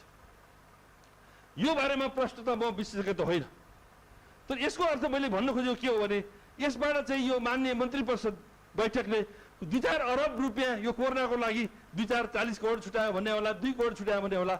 आज किटको कति आवश्यकता छ, कति चाहिँ पिसिआरको आवश्यकता छ, कति के चाहिन्छ बारेमा अहिलेसम्म हामी चाहिँ यत्रो दिन हुँदाखेरि कोरोनाले त हामीलाई बहुत मौका दिएकै हो। अरू ठाउँमा त्राहिमाम स्थिति थियो, यहाँ हामी हाँसेका थियौँ। त्यो हाँसेको बेला लकडाउन पनि थियो, लकडाउनभित्र सरकार पनि सुत्ने होइन नि। त्यसकारण चाहिँ यो गम्भीर प्रश्नहरू मान्य सभा महोदय यहाँ छ। अब यही सन्दर्भमा अर्को म यहाँ अन्तमा जोड्न चाहन्छु। अब मान्य सभा महोदय एउटा कुरा के छ भन्दाखेरि अहिलेको कोरोना भाइरसको त हामीले यो गर्न सकेन, त्यो गर्न सकेन भने होला। यो भन्दा पनि अहिले गर्नुपर्ने के त भन्दाखेरि कमसेकम ती स्वास्थ्य कर्मीहरू, सुरक्षा कर्मीहरू, ती ड्राइभरहरू, ती कर्मचारीहरू र यावत यिनीहरूलाई विशेष गरी हामीले सम्मान गर्नैपर्छ हरेक ठाउँमा। उहाँले वास्तवमा हाम्रो हिरो हो। त्यस सन्दर्भमा हाम्रो पनि नेपाली काङ्ग्रेस संसदीय दलको तर्फबाट उहाँहरूलाई विशेष गरी सबैलाई सम्मान गर्न चाहन्छौँ, राम्रो गर्नेलाई। यो 2 महिनासम्म अनवरत रूपमा कसैले पनि जनताहरूले साथ दिएको छ, उहाँलाई धन्यवाद दिनैपर्छ। यस अवस्थामा आफू खाइ नखाइकन जी तमाम रूपले चाहिँ मैले देखेको छु वडामा चाहिँ सहयोग उठेको छ, राहत सामग्री उठेको छ सरकारको बाहेक। किनभने यो महामारीमा केवल सरकारले मात्र होइन, जनताले पनि, भएको जनताले पनि दिनुपर्ने हुन्छ, सहयोग गर्नुपर्ने हुन्छ। त्यसलाई सोशल कन्ट्रिब्युसन भन्छ। तर एउटै कुरा के छ भन्दाखेरि जुन सरकारले गर्नुपर्ने कामहरूमा के देखिन्छ भन्दाखेरि तपाईँ जानुहोस्, जहाँ जहाँ जानुहोस् अहिले तराईमा अवस्था छ। मान्नेहरूलाई कुनै सत्ता पक्षलाई पनि थाहा छैन, प्रतिपक्षलाई पनि थाहा छैन, तर सबै हिम्मतवाला हाम्रा मान्य मन्त्रीज्यूहरू नै हुनुहुन्छ। उहाँहरूलाई पुरा थाहा छ, तर कहाँ थाहा छ, के थाहा छ उहाँहरूलाई पनि भित्रभित्र थाहा छैन। अनभिज्ञ हुनुहुन्छ जस्तो लाग्छ मलाई। गर्दाखेरि सबै गरेको छु भन्नुहुन्छ, तर काम केही देखिएको छैन। जनताहरू निराश अवस्थामा छ। यो निराशको अवस्थाले भोलि गएर यही जो प्रवासीहरूको भोलि व्यवस्थापन, सही व्यवस्थापन नगर्यो भने, किनभने कुनै पनि कुरा दिएर होइन, व्यवस्थित गर्नुपर्छ। त्यो व्यवस्थित गर्नलाई प्रक्रियाहरू छन्। त्यो प्रक्रियाहरू अपनाएर सरकारले अगाडि बढ्ने हो। सरकार भनेको अभिभावक हो, हामी बारम्बार भनेका छौँ, अरूलाई चाहिँ हामी भन्दैनौँ नि। त्यस कारण चाहिँ अभिभावकले सबैले समन्वय गरेर अगाडि बढ्ने हो र उचित समयमा काम गर्ने हो। जस्तो स्वास्थ्य सामग्री रूपमा कसरी किन्ने गर्ने सम्बन्धमा सरकारले तुरन्त निर्णय लिनुपर्ने हुन्छ। त्यस्तै गरेर सीमाबाट सोझै पालिकामा पठाउने जो प्रक्रियाहरू बनेको छ यो ट्रकमा हालेर, त्यो इमिडिएट बन्द गर्नुपर्छ। होइन भने तपाईँहरू पनि अपराधी हो, सरकार पनि अपराधी हो। कि जनतालाई झन् सङ्क्रमणमा राख्नलाई त्यो प्राणको नाममा यो ट्रकमा लादेर पठाउने होइन। एकातिर हामीले आउनुहोस् तपाईँको सब व्यवस्था गर्छु भन्ने सरकारकै नजिकका मान्छेहरूले, अनि जिम्मेवारी पनि नलिने, यो प्रकृति कहाँको हो? यो ठुलो अन्याय भइरहेको छ। यस सन्दर्भमा गम्भीर हुनु जरुरी छ। त्यसैले अहिलेको अवस्था बहुतै गम्भीर अवस्थामा हामी गुज्रिरहेको छौँ। त्यसैले क्वारेन्टाइनको सङ्ख्या यथाशीघ्र बढाउने कामहरू गर्नु पर्यो। त्यसपछि फुड टेस्टिङ र आइसोलेसन र ट्रिटमेन्टको कुराहरूमा अलिक व्यापक गर्नु पर्यो। यसमा फेरि ट्रिटमेन्ट धेरै ठुलो समस्या छैन, केवल पूर्वाधार राम्रो बनाउनु भयो। हामीले भन्यौँ यो प्रादेशिक अवस्थालाई तपाईँले कमसेकम एउटा चाहिँ यो 20औं किसिमका रोगीहरू निको हुने ठाउँमा एकैचोटि कोरोना भन्ने निर्णय नगरेर सहिलो देखेर धनगढी मेडिकल कलेज त्यति खुला रूपमा त्यहाँ थियो। कमसेकम 1950 1.5 करोड खर्च गरेर फालाफाल 400-500 हजार मान्छे अट्थे त्यहाँ आइसोलेसनको लागि। अब गरिएन, यही नजिकको पनि गरिएन, त्यत्रो बाटो चाहिँ थियो। त्यस कारण के सल्लाह दिएपछि सुन्नुहोस्, त्यो प्रतिपक्ष नभन्नुहोस्, सत्तापक्ष नभन्नुहोस्। तपाईँहरू भनेको अब इतिहास कोर्ने व्यक्तित्व हुनु, जिम्मा पाएको व्यक्ति हुनुहुन्छ। त्यसले गर्दा धेरै त्रुटि भएको छ। अझ पनि त्यसलाई आइसोलेसन लिनुहोस्। अझ पनि भर्खर सुरुवात भएको छ यो महामारीको। अब सबै कुरा अस्ति यस्तै निको हुनासाथ हामी त अब कोरोना फ्री भयो भनेर उफ्रिने चाहिँ विद्यार्थीले हो, तपाईँ यस्तो जिम्मेवार मन्त्रीले उफ्रिने होइन। त्यसैले एउटा कुरा यस सन्दर्भमा अर्को सीमा सम्बन्धीमा पनि अलिकति हामीले भन्नै पर्छ। मान्य सभामुख महोदय, सीमा वास्तवमा यो क्षेत्रफल निकै ठुलो बढेको छ। वास्तवमा हामी सुदूरपश्चिमवासी आफ्नो भूमि हो, यो समग्र नेपालीको भूमि पनि हो। अब यो जसरी यो सङ्कल्प प्रस्तावको सन्दर्भमा यो अधिवेशनमा म त भन्छु नेपाली काङ्ग्रेस संसदीय दलले ल्याए पनि यसमा सत्ता पक्षले पनि पूर्णतया साथ दिनुपर्छ।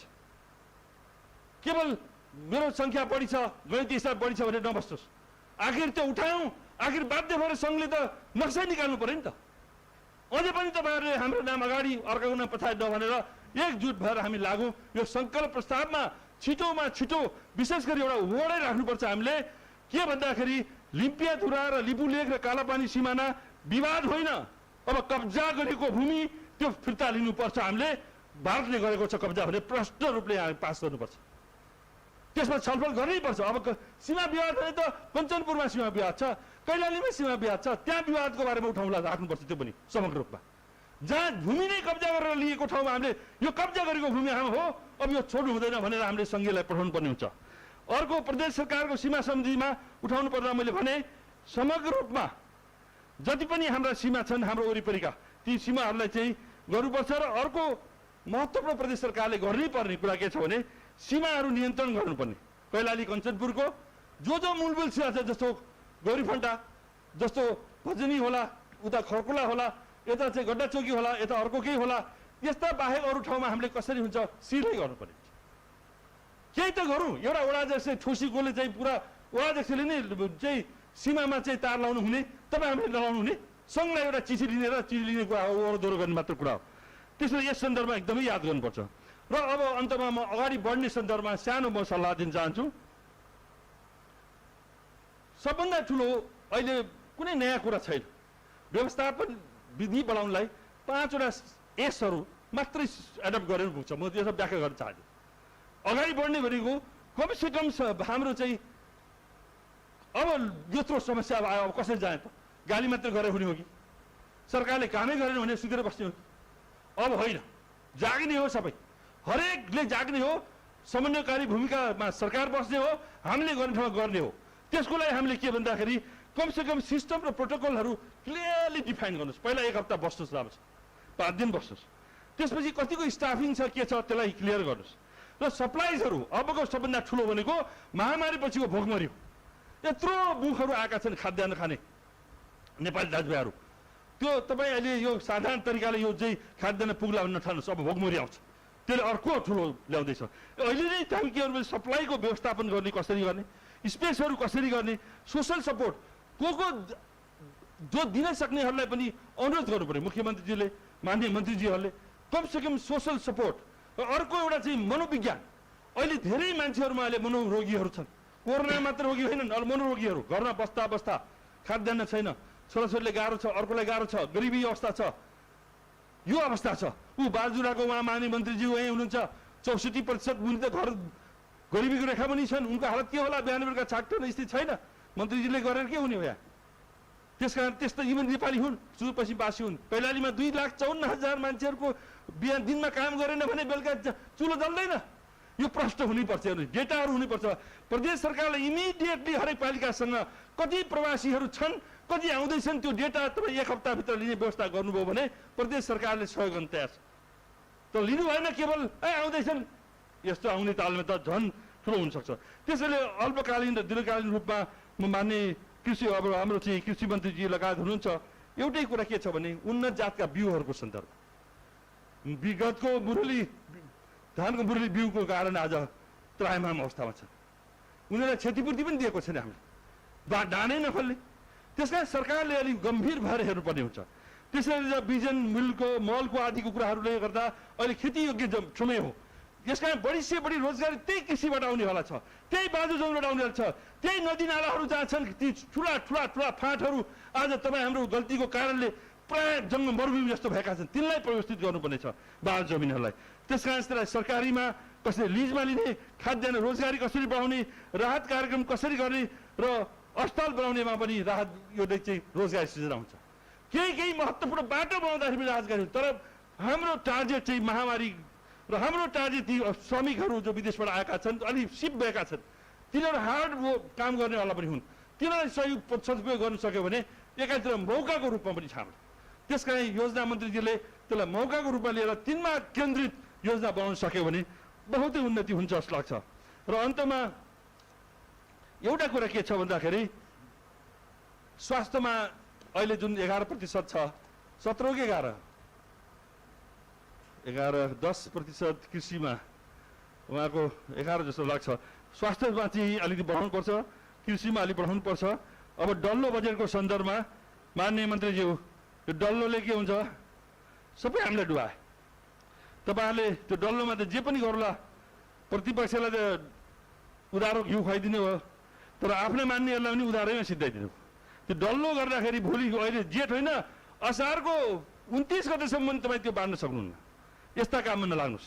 रातो किताबमा ल्याउनुहोस्, जे सकिन्छ ल्याउनुहोस्, प्रष्ट ल्याउनुहोस्। हामीलाई योजना चाहिएको होइन, जनतालाई प्रत्यक्ष प्रभाव गर्ने खालका योजनाहरू ल्याउनुहोस्। सबै मान्नेहरूलाई चाहिँ सहभागी बनाउनुहोस् र जनताले देखिने अनुभूति हुने खालका योजनाहरू बनाउनुहोस्। त्यसकारण चाहिँ यो असारे प्रवृत्ति हटाउनुहोस्। र अर्को महत्त्वपूर्ण पाटो हो भ्रष्टाचार। भ्रष्टाचारको सन्दर्भमा सङ्कल्पका साथ अबको अधिवेशनले ल्याउनुपर्छ। माननीय मन्त्रीजी होस्, मान्य होस् किन नहोस्, पूर्णतया कटिबद्ध भएर भ्रष्टाचार गर्दिन। म चाहन्छु कि शून्य सहनशीलता, सम्माननीय प्रधानमन्त्री केपी ओलीजीले अस्ति यसपालि पनि भन्नुभयो, शून्य सहनशीलता भन्नुभएको छ। तर चारैतिर भ्रष्टाचारै भ्रष्टाचार। त्यो होइन कि रियलमा भ्रष्टाचार शून्य गर्नलाई लाग्नुपर्छ। यदि कसैले गरेछ भने त्यो कर्मचारी किन्नुहोस्, मन्त्री किन्नुहोस्, मान्य किन्नुहोस्, तिनलाई मान्य सभामुख महोदय यसपालिको अधिवेशन पश्चात तिनीहरूको अनुगमन र त्यो अनुसार कार्यान्वयन गरिएन भने हामी कतै पनि छोड्नेवाला छैन। हामीलाई कुनै पनि बजेट चाहिएको छैन। त्यसैले यो अव्यवस्थित बसोबासले गर्दा पनि त्रायमाम अवस्था छ। अन्तमा म यो शान्ति सुरक्षाको सन्दर्भमा निर्मला पन्त मात्र होइन, ती स्वर्गीय बालिका अहिले आएर चाहिँ कृष्ण भूषाल हाम्रो दीर्घ सोडाजीको गाउँमा पनि एकजना मृत्यु भइसकेका छ। त्यहाँ बाटोमा फालिदिएको थियो। त्यस्तै तमाम बलात्कारका घटनाहरू दिनानुदिन बढ्दै गएको छ। मूल्य वृद्धि त्यस्तै छ, करहरूको त्यस्तै छ। मलाई लाग्छ यो अवस्थामा सम्पूर्ण सबै एकजुट भएर हामीले चाहिँ अब चाहिँ आएर काम अगाडि बढ्नुपर्छ र सत्ता पक्षमा प्रतिपक्षमा समानुपातिक प्रत्यक्ष भनेर नभनेर सबैले हातमाले हुने गरी एकले अर्कालाई सम्मान हुने गरी अगाडि बढ्न म अनुरोध गर्न चाहन्छु। समग्र रूपमा जो जाजरकोट र हाम्रो जाजरकोटमा जुन भएको घटना छ, रुकुम लगायत त्यसमा भएको घटना बहुत दुःखदायी घटना छ। यस्तो घटना नदोहोरियोस्, त्यसमा मेरो खेदजनक नेपाली कांग्रेस संसदीय दल खेद प्रकट गर्न चाहन्छ। समग्र रूपमा आजको यो अधिवेशनको सफलताको कामना गर्छु। आउँदा दिनमा साँच्चीकै प्रगतिशील, उत्पादनशील, साँच्चीकै गतिशील हुन् र हामी जिम्मेवार भएर अगाडि बढौँ यति भन्दै बिदा दिन्छु। धन्यवाद। सभामुख जय।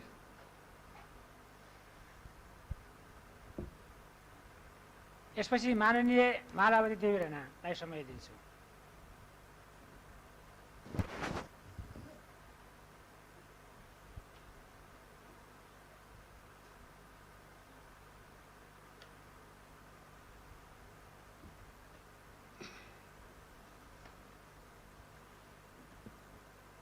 माननीय सभामुख महोदय, आज हामी 5औं अधिवेशनको अन्तपछि 1 महिना 7औं दिनमा बर्खे 6औं अधिवेशनको पहिलो दिनमा उपस्थित भएका छौँ। म आफ्नो व्यक्तिगत तर्फबाट र आफ्नो पार्टीको तर्फबाट 6औं अधिवेशनको सफलताको शुभकामना दिन चाहन्छु। सभामुख महोदय, कोरोना भाइरस कोभिड-19 महामारीका बीचमा हामी अधिवेशनमा छौँ। यस महामारीबाट राष्ट्रमुक्त होसका लागि पनि यो अधिवेशनले महत्त्वपूर्ण अर्थ राख्नेछ। सभामुख महोदय, महामारी कोरोना भाइरसका विरुद्ध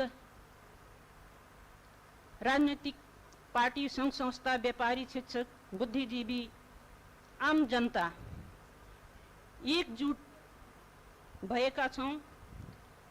अहिलेको समयमा लकडाउनको पालना गरेर हामी सबै बसिरहेको अवस्था छ। सभामुख महोदय, अहिलेसम्म औसत राष्ट्र बाँचेको देखिन्छ, तर यतिकैमा ढुक हुने अवस्था छैन। रोजगारको सिलसिलामा भारत प्रवासी भई घर फर्कने क्रम तीव्र रूपले गौरीफन्टा, बनबसा, झुलाघाट, नाकाबाट भित्रिरहेका छन्। ती हाम्रा जनता भारतको गन्तव्य क्वारेन्टाइन बसाइको पीडा जति व्यवस्था गरे पनि कम छैन। यो अवस्थामा हामी चुप लागेर बसिरह्यौँ भने महामारीको रूप लिन बेर लाग्दैन। यतातिर सरकार सचेत हुने कि नहुने सचेत हुन जरुरी छ। अहिलेसम्म सरकारले ठोस योजना ल्याएको छैन। संघ र प्रदेशको 40 करोड रुपैयाँ कोरोना भाइरस नियन्त्रणका लागि छुट्याएको रकमको कुनै लेखाजोखा छैन। कहाँ कहाँ खर्च भयो यो गरिमा सदनलाई जानकारी गराइयोस् र दार्चुलादेखि कैलालीको खखौलासम्म नेपाल भारत सीमामा घुसपैठ रोक्नका लागि खटिएका सुरक्षाकर्मीहरूको पनि अवस्था उस्तै छ। घुसपैठ रोक्नका लागि अपोग रेकुमेन्डका भरमा रात दिन राष्ट्रको सेवा गरिरहेका छन् सुरक्षाकर्मी। केही अपवाद बाहेक CC camera, binocular, night vision, torch दिएर घुसपैठलाई नियन्त्रण गर्न सकिन्न। अव्यवस्थित व्यवस्थाका कारणले ती सुरक्षाकर्मीमाथि पनि खतराको सुई घुमिरहेको देखिरहेको छ। सभामुख महोदय, ती सुरक्षाकर्मीका पनि घरबार बालबच्चाहरू छन्। यो घडीमा पूर्ण इक्विपमेन्ट दिएर हौसला बढाउनु पर्छ, निराशातिर चाहिँ ढकेल्नु हुँदैन। प्रदेश सरकारभन्दा स्थानीय तह काम गरेको देखिन्छ। वाडाका जनता यस विषयमा सचेत छन्। गरिब रेखामुनि रहेका दैनिक जेलादारी गरी चुला चौका जोहो गर्नेको पहिचान गरी राहतको काम अगाडि बढाउन आवश्यक छ। यतातिर पनि सरकारको ध्यान गएको छैन।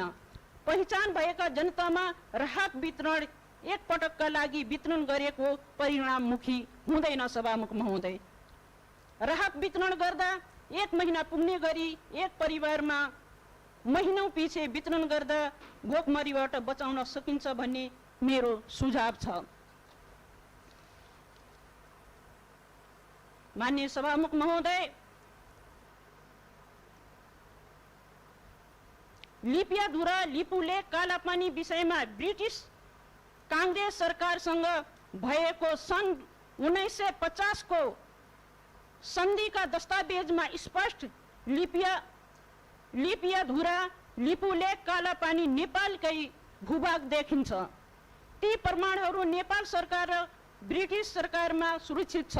नेपाल सरकारले 2018 सालसम्म जनगणना, गाउँ पञ्चायत कर, अन्य कर आदि इत्यादि तत्कालीन सरकारले काम गरेको देखिन्छ। तत्कालीनदेखि अहिलेका शासकसम्म चुप लागेर किन बसे? सन्धि सम्झौता अनुसार लिपियाधुरा लिपुलेक कालापानी नेपालको हो भनी किन नक्सा प्रकाशित गरिएन? नक्सा प्रकाशित गर्नमा किन ढिलो गरियो यो सरकारले? किन भारतलाई दादागिरी गर्न देखाइयो? यसको पछाडि एउटै कारण छ सभामुख महोदय, सत्तामा पुग्न, सत्ता बचाउन आफ्नो ठुलो सोझ्याउनु बाहेक केही बोलेनन्। यिनै सरकारहरू सत्तामा बसेको बेला एउटा कुरा गर्ने, सत्ता बाहिर हुँदा अर्को कुरा गर्ने, चोर मौसेरे भाइ उखान जस्तै देखिएको छ सब। माननीय सभामुख महोदय, महाकाली सन्धिका बेला शेर बहादुर देउपा प्रधानमन्त्री, माधव कुमार नेपाल प्रमुख प्रतिपक्ष नेता, केपी शर्मा ओली सन्धि अध्ययन कार्यदल संयोजक, पशुपति शमशेर जबरा जल स्रोत मन्त्री, डाक्टर प्रकाश चन्द्र लोहनी परराष्ट्र मन्त्री, रामचन्द्र पौडेल सभामुख। माननीय सभामुख महोदय, तर चाहिँ केपी शर्मा ओलीको सन्धि अध्ययन दस्तावेज प्रतिवेदनमा लिपियाधुरा लिपुलेक कालापानी नेपालको होरे थाहा भइयो। हाम्रो देशको भूभाग हो भनेर ठोकुवा बोल्न नसकेको देखिन्छ। नेपालको राष्ट्रियता बिर्सेर महाकाली नदी आधा हो भनेर आत्मघाती सम्झौता गरेका हुन् यी नेताहरूले। बुझ्नुपर्ने कुरा के छ भने महाकाली नदीको उद्गम स्थल लिपियाधुरा नै हो। जब लिपियाधुरा हाम्रै हो भने लिपुलेक कालापानी पनि हाम्रै हो। यी शासकहरू देशका जनतालाई यतिका वर्षसम्म गुमराहमा राख्ने यिनै हुन् राष्ट्रघाती। जनताले देश ठग्नेलाई कानुनको कठघरामा ल्याउनुपर्छ सभामुख महोदय। र चाहिँ यो चाहिँ अधिवेशन एउटा शुभकामनाको अधिवेशन थियो, तर चाहिँ भन्नै मन लाग्यो बजेटको कुरा पछि आउँदै गर्ने थियो। तर बजेटको कुरा उठिसकेपछि म सरकारलाई के भन्न चाहन्छु, 2076-77 को बजेट चाहिँ त्यो बजेट कहाँ लागू भयो, कहाँ खर्च भयो, कुनै अहिलेसम्म थाहा भएको छैन। निर्वाचित सांसद माननीयजीहरूलाई 3 करोड जुन बजेट वितरण गरिएको छ, त्यो 3 करोड बजेटको मैले सुन्नमा आएको छ यही जेठ 2 गते चाहिँ अख्तियारी दिएको छ। त्यो चाहिँ अख्तियारीले गर्दा अब 1 महिनासम्म पनि छैन, लगभग 1 महिना काम गर्ने छ। 1 महिनामा के बजेटको 3 करोड बजेट चाहिँ हामीले सदुपयोग गर्न सक्छौं? किन यो सरकारको कमजोरी? किन सरकारले यो समयमा अख्तियारी दिन सक्दैन भने सरकारले मलाई लाग्छ यो सरकारले यो बजेट पनि काम नहोस्, यो बजेट पनि हाम्रै खल्तीमा आओस्, हामी खाउँ हामी लाउँ भनेर यो चाहिँ जेठ 2 गते अख्तियारी दिएको छ सभामुख महोदय। त्यसकारण फ्रिज भएको बजेट आफ्ना नातागोता आफ्ना कार्यकर्ता वितरण गर्नका लागि जेठ 2 गते चाहिँ अख्तियारी दिएको मलाई लागेको छ।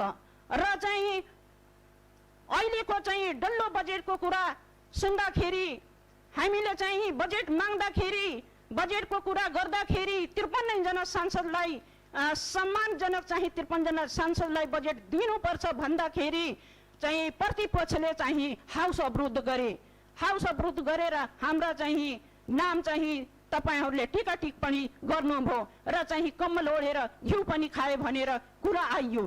तर त्यो बजेट चाहिँ कहाँ गयो त्यसको लेखाजोखा यो सदनमा हुन जरुरी छ। त्यसकारण चाहिँ अहिलेको बजेट जुन 77-78 को बजेट जब यो सरकारले खर्च गर्न सक्दैन, सांसदहरूको गरिमा चाहिँ उहाँहरूलाई जानकारी छैन, गरिमा चाहिँ उहाँलाई कसरी सम्मान गर्नुपर्छ भन्ने उहाँहरूलाई जानकारी छैन भने यो 77-78 को बजेट कुनै सांसदलाई चाहिएन। यदि आउँछ भने रेड बुकमा चाहिँ यो बजेट आउनु पर्यो र जुन 3 करोड बजेट दिने यो प्रदेश सभाको यो निर्णय छ, निर्वाचित सांसदहरूलाई त्यो पनि खारिज गरियोस्। म 3 करोड बजेटको खारिजको माग गर्न चाहन्छु र त्यो 3 करोड बजेट चाहिँ यो कोरोना भाइरस महामारीको नियन्त्रणको लागि चाहिँ प्रयोग गरियोस्। मेरो माग छ यो प्रदेश सरकारसँग। र चाहिँ तपाईको कृषिको सम्बन्धमा म केही कुरा भन्न चाहन्छु। कृषिमा अहिले बरिखाको समय सबैले ब्याड राखिसके तर उन्नत बिउ पाएका छैनन्। पुराना बिउहरू चाहिँ उनीहरूले भखारीबाट निकालेर चाहिँ उनीहरू बिउ राखेका छन्, उन्नत बिउ पनि पाएका छैनन् र मल पनि पाएका छैनन्। यो बरिखा ब्याड लगाइसकेपछि यो सरकारले मल वितरण गर्ने हो कि बिउ वितरण गर्ने हो, हामीले बारम्बार पटक पटक यो सरकारलाई सचेत गराउँदै आएका छौं। खेती गर्नु भन्दा अगाडि तपाईले मल बिउ तपाईहरूले वितरण गर्नुहोस्। तर चाहिँ यो सरकार तेलमा कान हारेर र सायद कसैसँग चाहिँ कसैको रिमोटबाट चलेर चाहिँ जब त्यो रिमोटको बटन थिचिन्छ तब चाहिँ बिउ र मल चाहिँ उहाँहरूले दिनुहुन्छ र बजेट चाहिँ वितरण गर्नुहुन्छ। दोस्रो कुरा चाहिँ अहिले चाहिँ मन्त्रालयबाट म उपचारको लागि काठमाडौँ थिएँ। काठमाडौँमा पनि मलाई फोन गयो के मान्यज्यू तपाईले चाहिँ योजना दिनुहोस्, 5 करोड बजेट सङ्घीय सरकारले अनुदान दिएको छ रे, त्यसमा तपाईलाई हामी केही चाहिँ सहयोग गर्छौं भनेर कुरा गर्नुभयो। अनि मैले भने तपाईले चाहिँ 26-27 अर्ब बजेट हामीले पास गर्यौं, त्यो बजेटबाट हामीले बजेट पाउन सकेनौं भने 5 करोड अनुदानको तपाईले हामीलाई बजेट दिनुहुन्छ, हामीलाई चाहिएन। त्यो बजेट दिनु छ भने सबैलाई तपाईले सम्मान गरेर दिनुहोस्। हामी योजना पेश गरेकै छौं, किन हामीले छुट्टै योजना दिनु पर्यो? अनि योजना दिँदाखेरि तपाईहरूको खुट्टा ढोक्नु पर्यो, तपाईहरूलाई बिन्ती गर्नु पर्यो। बिन्ती गर्दा गर्दै खुट्टा ढोक्दै त्यो बजेट कता जान्छ थाहै हुँदैन। आज चाहिँ प्रतिपक्ष भएर चाहिँ तपाईहरूले विरोध गर्न भन्नुहुन्छ भने सत्तै पक्षको किन विरोध आइरहेको छ? मैले भने सांसदहरूको गरिमै थाहा छैन यो सरकारलाई। यो सरकारलाई म आग्रह गर्न चाहन्छु, यी सांसद हुन्, सांसदको गरिमा के छ? त्यो सांसदको गरिमालाई तपाईले सम्मान गर्नुहोस् र चाहिँ आउँदो 77-78 को बजेट चाहिँ जुन 3 करोड निर्वाचित सांसदलाई दिने छ त्यो चाहिँ खारिजको माग, पुनः म भन्दैछु खारिजको माग गर्न चाहन्छु र चाहिँ त्यो बजेट चाहिँ कोरोना नियन्त्रणमा जाओस् भन्न चाहन्छु। र दोस्रो कुरा, राणा थारू आफ्नो भूगोल पहिचान र अधिकारका लागि 2057 सालदेखि निरन्तर आवाज उठाउँदै आएको सबैलाई थाहा भएकै कुरा हो। अथक प्रयास गरिरहँदा 2068-2069 सालमा एकल आन्दोलन गर्न बाध्य भएको थियो। 2069 सालको जेठ 14 गते 8 मुन्दे सम्झौता पनि तत्कालीन सरकारसँग भएको थियो। 2071-72 को आन्दोलनपछि ढिलो चाँडो जे भए पनि सम्माननीय केपी शर्मा ओली ज्यूको 2/3 बहुमत सङ्घीय सरकारले 2076 साल कार्तिक 16 गते राणा थारू भाषा सूचीकृत माघ 20 गते आदिवासी उत्थान राष्ट्रिय प्रतिष्ठान महासङ्घमा 60औं नाममा चाहिँ राणा थारू जाति सूचीकृत भएकोमा र 2077 जेठ 5 गते राणा थारू जाति राजपत्रमा प्रकाशित भएकोमा राणा थारू जाति 2072 सालको संविधानमा सबै संवैधानिक कानुन रूपले प्रदत्त मूलधारमा प्रवेश गरेकोमा प्रदेश सरकार मार्फत संघीय सरकारलाई मेरो व्यक्तिगत तर्फबाट, मेरो पार्टीको तर्फबाट र मेरो समाजको तर्फबाट पनि हृदयदेखि म धन्यवाद दिन चाहन्छु। र साथै राणा थारू जातिको महान होली पर्वको खगडेर पूजाको प्रदेश स्तरीय एक दिने बिदा दिने घोषणा गरेकोमा प्रदेश सरकारलाई मेरो व्यक्तिगत पार्टीको तर्फबाट र समाजको तर्फबाट पनि म धेरै धेरै प्रदेश सरकारलाई धन्यवाद दिन चाहन्छु। र फेरि पुनः म भन्न चाहन्छु 3 वर्ष काटिसक्यो, अहिलेसम्म हामी सोझा सांसदहरूलाई कुनै पनि बजेट चाहिँ अहिलेसम्म हामीले यो सरकारले दिएको छैन, दिने पनि छैन, विश्वास हामीले गरेका छौँ। त्यसकारण यो चाहिँ बजेटकोमा खारिजीकोमा माग गर्न चाहन्छु। यो बजेट खारिज होस्। यो चाहिँ सबै विकासमा तपाईहरूले आफै विकास गर्नुहोस्, आफै लगाउनुहोस्, आफै हरेक ठाउँमा गर्नुहोस्। र दोस्रो चाहिँ तपाईको रुकुम जिल्लामा 21औं शताब्दीमा यो छुवाछुत विभेद जुन गरिएको छ, तपाईँ छुवाछुत गर्नेलाई म प्रश्न गर्न चाहन्छु। तपाईँ आफ्नो शरीरको खून काट्नुहोस्, देखाउनुहोस् र चाहिँ दलितको खून काटेर देखाउनुहोस्। त्यो खून एउटै मिल्छ कि मिल्दैन, रातो हो कि कालो हो, त्यसकारण तपाईँहरूले विभेद गरेर अरूको बालबच्चाको हत्या गर्नेलाई कानुनको कठघारामा तुरन्तै ल्याउनु पर्छ। त्यसको देरी पनि हुनु भएन। यो हप्ता त्यो हप्ता, अहिले हुन्छ तैले हुन्छ, तुरन्त कानुनको कठघारामा ल्याएर कारबाही गरियोस्। म माग गर्न चाहन्छु दोषीमाथि कानुनको दायरामा ल्याएर कारबाही गरियोस् भन्दै म पुनः यो 6औं अधिवेशनको सफलताको कामना गर्दै बिदा हुन्छु। धन्यवाद। मान्य सदस्यहरू, आजको विशेष समय समाप्त हुन्छ। मान्य सदस्यहरू, आर्थिक मामिला तथा योजना मन्त्रालयबाट प्रदेश आर्थिक कार्यविधि पहिलो संशोधन अध्यादेश 2077 बमोजिम सुदूरपश्चिम प्रदेश सरकारका मान्य आर्थिक मामिला तथा योजना मन्त्रीले आर्थिक वर्ष 2076-77 को विनियोजन विधेयकमा समावेश हुने बजेट तथा कार्यक्रमको सिद्धान्त, उद्देश्य, प्राथमिकता र प्रमुख नीतिहरू कर प्रस्ताव बाहेक सहितको पूर्व बजेट तयार गरी प्रदेश सभामा प्रस्तुत गर्नुपर्ने व्यवस्था अनुसार प्रदेश सभामा आर्थिक वर्ष 2077-78 को पूर्व बजेट छलफलको लागि आगामी 2077 साल ज्येष्ठ 13 गतेका लागि विशेष समय उपलब्ध गराइदिनु हुन अनुरोध गर्दछौँ भनी मिति 2077-29 1829 को पत्र प्राप्त हुन आएको जानकारी गराउँछु। मान्य सदस्यहरू, अब म आर्थिक मामिला तथा योजना मन्त्री माननीय झपट बहादुर बोहरालाई प्रदेश आर्थिक कार्यविधि पहिलो संशोधन अध्यादेश 2077 बमोजिम आगामी आर्थिक वर्ष 2077-78 को बजेट तयारीका लागि विनियोजन विधेयकको सिद्धान्त, उद्देश्य, प्राथमिकता र प्रमुख नीतिहरू सहित पूर्व बजेट छलफलका लागि तयार गरिएको दस्तावेजलाई सभा समक्ष प्रस्तुत गर्न अनुमति दिन्छु।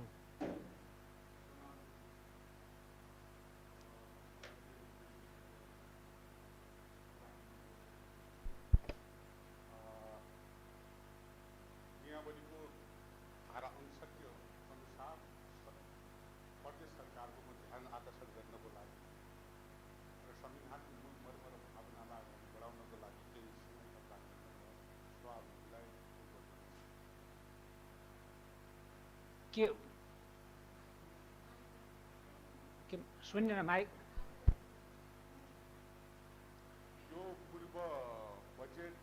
बारेमा सिद्धान्त र त्यसका बारेमा बोल्नुभन्दा अगाडि प्रक्रियागत रूपमा संविधान सम्मत तरिकाले त्यो अगाडि बढेको छैन, त्यसको बारेमा म स्पष्ट पार्न चाहन्छु। त्यसैले मैले समयको माग गरेँ। सभामुख के हो भनौँ, जानकारी गराउँ। सभामुख महोदय, समयको लागि म हार्दिक धन्यवाद दिन चाहन्छु। प्रदेशको अधिवेशन चलिरहेको अवस्थामा बाहेक अन्य अवस्थामा तत्काल केही गर्न आवश्यक परेमा प्रदेशभित्र मन्त्री परिषदको सिफारिसमा प्रदेश प्रमुखले अध्यादेश जारी गर्न सक्नेछ भन्ने संविधानको धारा 202 यसको व्यवस्था छ। उपधारा 1 बमोजिम जारी भएको अध्यादेश ऐनसरह मान्य हुनेछ, तर त्यस्तो प्रत्येक अध्यादेश जारी भएपछि बसेको प्रदेश सभाको बैठकमा पेश गरिनेछ र प्रदेश सभाले स्वीकार नगरेमा स्वतः निष्क्रिय हुनेछ र त्यसपछि प्रदेश प्रमुखले पनि कुनै बेला पनि त्यसलाई खारिज गर्न सकिनेछ। यदि यसमा प्रक्रिया अगाडि बढेन भने 60 दिनमा त्यो स्वतः निष्क्रिय हुनेछ। नियावली हाम्रो सुदूरपश्चिम प्रदेशको नियावलीको 94मा संविधानको धारा 202 बमोजिम जारी भएको अध्यादेश जारी भएपछि बसेको सभाको बैठकमा सम्बन्धित मन्त्रीले पेश गर्नेछ औचित्य र कारणसहित। जस्तो यो प्रदेश व्यवस्था जस्तो संघीय व्यवस्थापन कार्यविधिको संविधानको धारा 114मा के लेखेको छ भने स्पष्टीकरणमा संविधानको धारा 114 को स्पष्टीकरणमा अध्यादेश जारी भएकोलाई संघीय संसदको पहिलो बैठकमा पेश गरिनेछ। यहाँ त 2/3 बहुमत सत्ता पक्षको छ, त्यसलाई पास गरौँ। संविधान विपरीत यसलाई अगाडि नबढाउँ, किन भन्दाखेरि यो संविधान विपरीत हुन्छ। यो गलत नजिर गयो भने यसले भोलि हामी कसैलाई पनि फाइदा गर्दैन। त्यसैले मैले यो ध्यान आकर्षण सरकारको गरेको, हिजो पनि मैले यो कुराहरू मलाई स्पष्ट थिएन र यो बारेमा सोच्नुपर्छ भन्दाखेरि संविधान सम्मत तरिकाले हुँदैन। यदि यसको निर्देशन गरेर यसलाई प्रस्तावको रूपमा ल्याएर यहाँ प्रतिपक्षले पनि यसलाई स्वीकार गर्छ, समर्थन गर्छौँ, तर संविधानको मूल मरमरम भावना अनुसार मात्र हामी प्रदेश सभालाई अगाडि बढाउँ। गलत नजिक रह्यो भने पछि पनि यसले हामीलाई धेरै ठुलो समस्या ल्याउन सक्ने भएको हुनाले मैले यो सदनको गरिमा संविधानको मूल्य र मान्यता अनुसार यसलाई अगाडि बढाउँ भनेर मैले आग्रह गरेँ। साथै आज प्रदेश सभाको 6औं अधिवेशनको पहिलो दिनमा माननीय मुख्यमन्त्रीज्यूले यो सभालाई वेटेज दिनुपर्छ, हामीलाई हौसला बढाउनु पर्नेमा उहाँको अनुपस्थिति जहिले पनि अनुपस्थिति रहेको छ, यसमा देखिएको छ। यो संविधान सम्मत तरिकाले अगाडि बढोस्। त्यो यसलाई मिचेर अगाडि बढ्दाखेरि गलत परम्पराको थालनी हुन्छ। म सभामुख मार्फत सरकारको ध्यान आकर्षण गर्न चाहन्छु। धन्यवाद। ल्याउन 1 मिनट।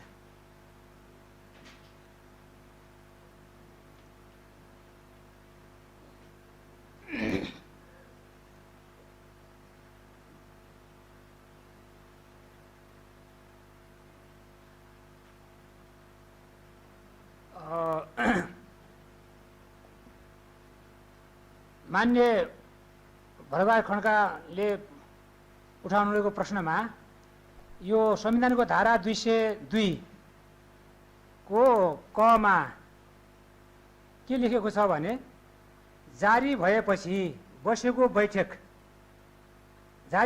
बसेको प्रदेश सभाको बैठकमा पहिलोपल्ट भने उल्लेख भएको छैन। त्यसैले यो 6 महिनापछि स्वतः निष्क्रिय हुनेछ भन्ने उल्लेख भएको छ। त्यसै पहिलो बैठक भने स्वतः नभएको हुनाले मैले अघि यहाँ उल्लेख गरे अनुसार अर्थमन्त्रीज्यूलाई आफ्नो प्रस्तुति गर्न अनुरोध गर्दछु।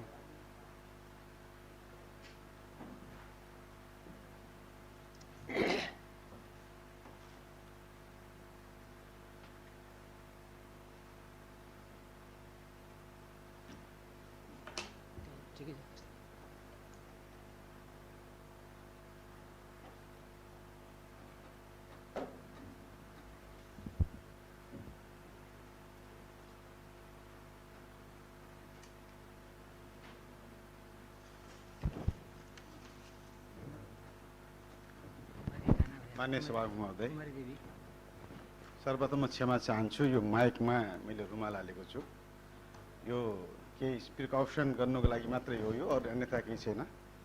यदि कसैलाई यस कुराबाट दुविधा लागेको छ भने म क्षमा चाहन्छु। यो एउटा एउटा एउटा डिस्टेन्स मेन्टेन गर्नुको लागि, सचेतनाको लागि मात्रै मैले गरेको हो। अन्यथा छ भने अनुमति पाइ। मान्य सभामुख महोदय, मानव सभ्यताको इतिहासमा गम्भीर परिवेशमा हामी खडा छौँ।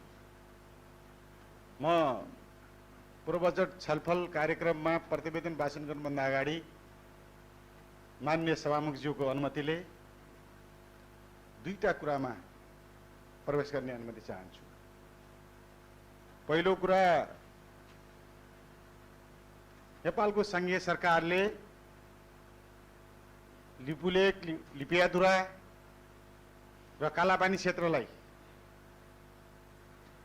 नेपालको भूभाग हो भनेर मन्त्री परिषदबाट स्वीकृत गरी नयाँ नक्सा जारी गरेको छ र त्यो नयाँ नक्सा अनुसार संविधान संशोधन गरेर त्यसमा इन्कर्पोरेट गर्ने प्रक्रिया पनि अगाडि बढाएको छ। म माननीय सभामुख मार्फत संघीय सरकारका सम्मान्य प्रधानमन्त्री, मान्य मन्त्रीज्यूहरू, मान्य प्रतिनिधि सभाका सांसदज्यूलाई यस ऐतिहासिक कार्यलाई अगाडि बढाएकोमा र आफ्नो मिचिएको विभागलाई आफ्नो भनी दावा पेश गरेकोमा प्रदेश सरकारको तर्फबाट हार्दिक कृतज्ञता व्यक्त गर्न चाहन्छु। अहिले हामी विशिष्ट परिस्थितिमा रहेको बेहोरा हामी सबैलाई ज्ञात नै छ। यो कोरोनाले मात्रै अहिले हामीलाई जो थला पारेको छ, मलाई लाग्छ मानव इतिहासमा एकै पटक 200 भन्दा बढी मुलुक एकैचोटि लकडाउनको र सोशल डिस्टेन्समा बस्नुपर्ने मानव सभ्यताको उत्पत्ति भए पश्चात यो पहिलोचोटि हुन गइरहेको जस्तो लाग्छ मलाई। तथापि परापूर्व कालमा पनि नभएका होइनन्। मलाई लाग्छ यो पृथ्वीमा मानवको उत्पत्ति भए भन्दा अगाडि नै, जसलाई हामी ब्याक्टेरिया भन्छौँ, जो भाइरस भन्छौँ, ती 3 अरब वर्ष अगाडि विद्यमान थिए अरे र मानव सभ्यता 1,50,000 वर्षभन्दा 1,50 लाख वर्षभन्दा अगाडि मात्रै थियो अरे, 1,30,000 वर्ष। त्यसैले सबैभन्दा पहिला रोग विश्वमा यो लगभग ईसा पूर्व 8,000 वर्ष अगाडि यो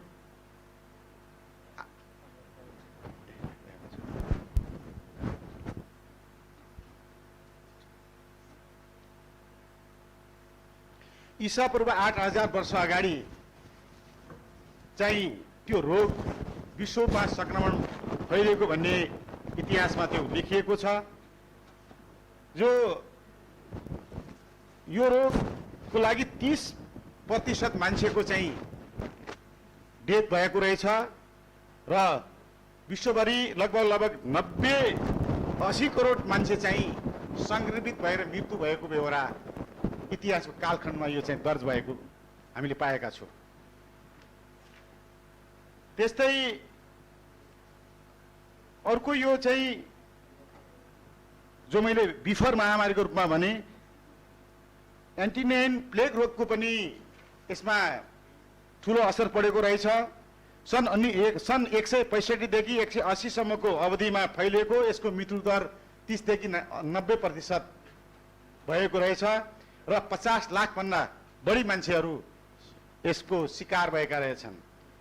तेस्रोमा जस्टिएसन प्लेग भन्ने सन् 541 देखि 542 सम्म भएको रहेछ, 40% यसको मृत्यु दर भएको रहेछ लगभग 10 करोड मान्छेको यसमा मृत्यु भएको रहेछ।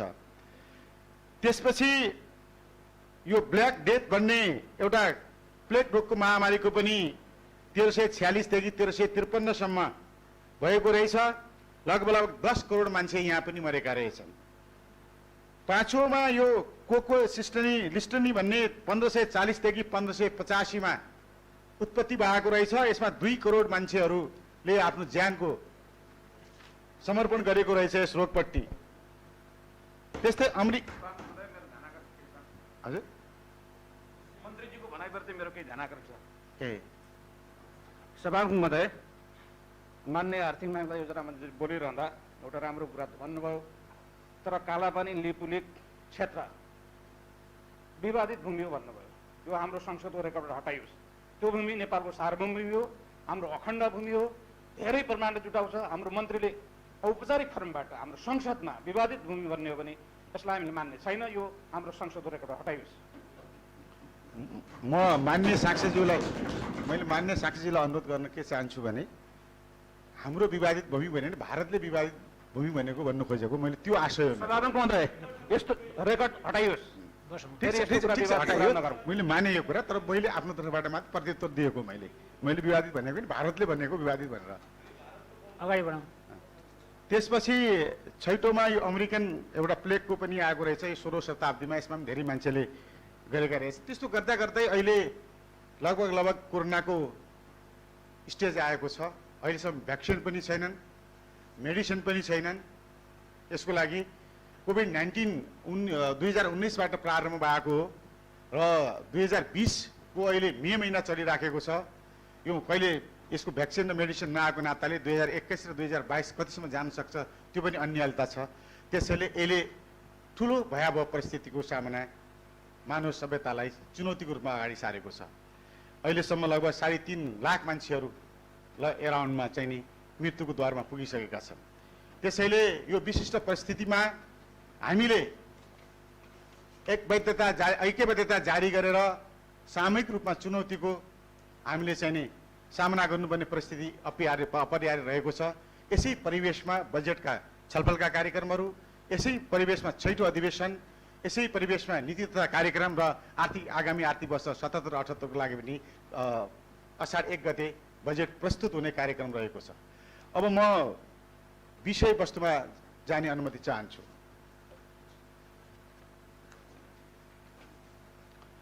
मान्य सभामुख महोदय, नेपालको संविधान बमोजिम यस गरिमामय प्रदेश सभामा सुदूरपश्चिम प्रदेश सरकारको आर्थिक मामिला तथा योजना मन्त्रीको हैसियतले प्रदेश आर्थिक कार्यविधि पहिलो संशोधन अध्यादेश 2077 को दफा 9 तथा प्रदेश सभा नियमावली 2074 को नियम 133 को उपनियम 2 को कानूनी व्यवस्था अनुरूप विनियोजन विधेयक 2077 का सिद्धान्त, उद्देश्य, प्राथमिकता र प्रमुख नीतिहरू कर प्रस्ताव बाहेक यस गरिमामय सदन समक्ष प्रस्तुत गर्न पाउँदा गौरवको अनुभूति गरेको छु। महामारीको रूपमा फैलिएको कोभिड-19 को रोग संक्रमणका कारण विश्वका अधिकांश मुलुकहरू आक्रान्त भएका छन्।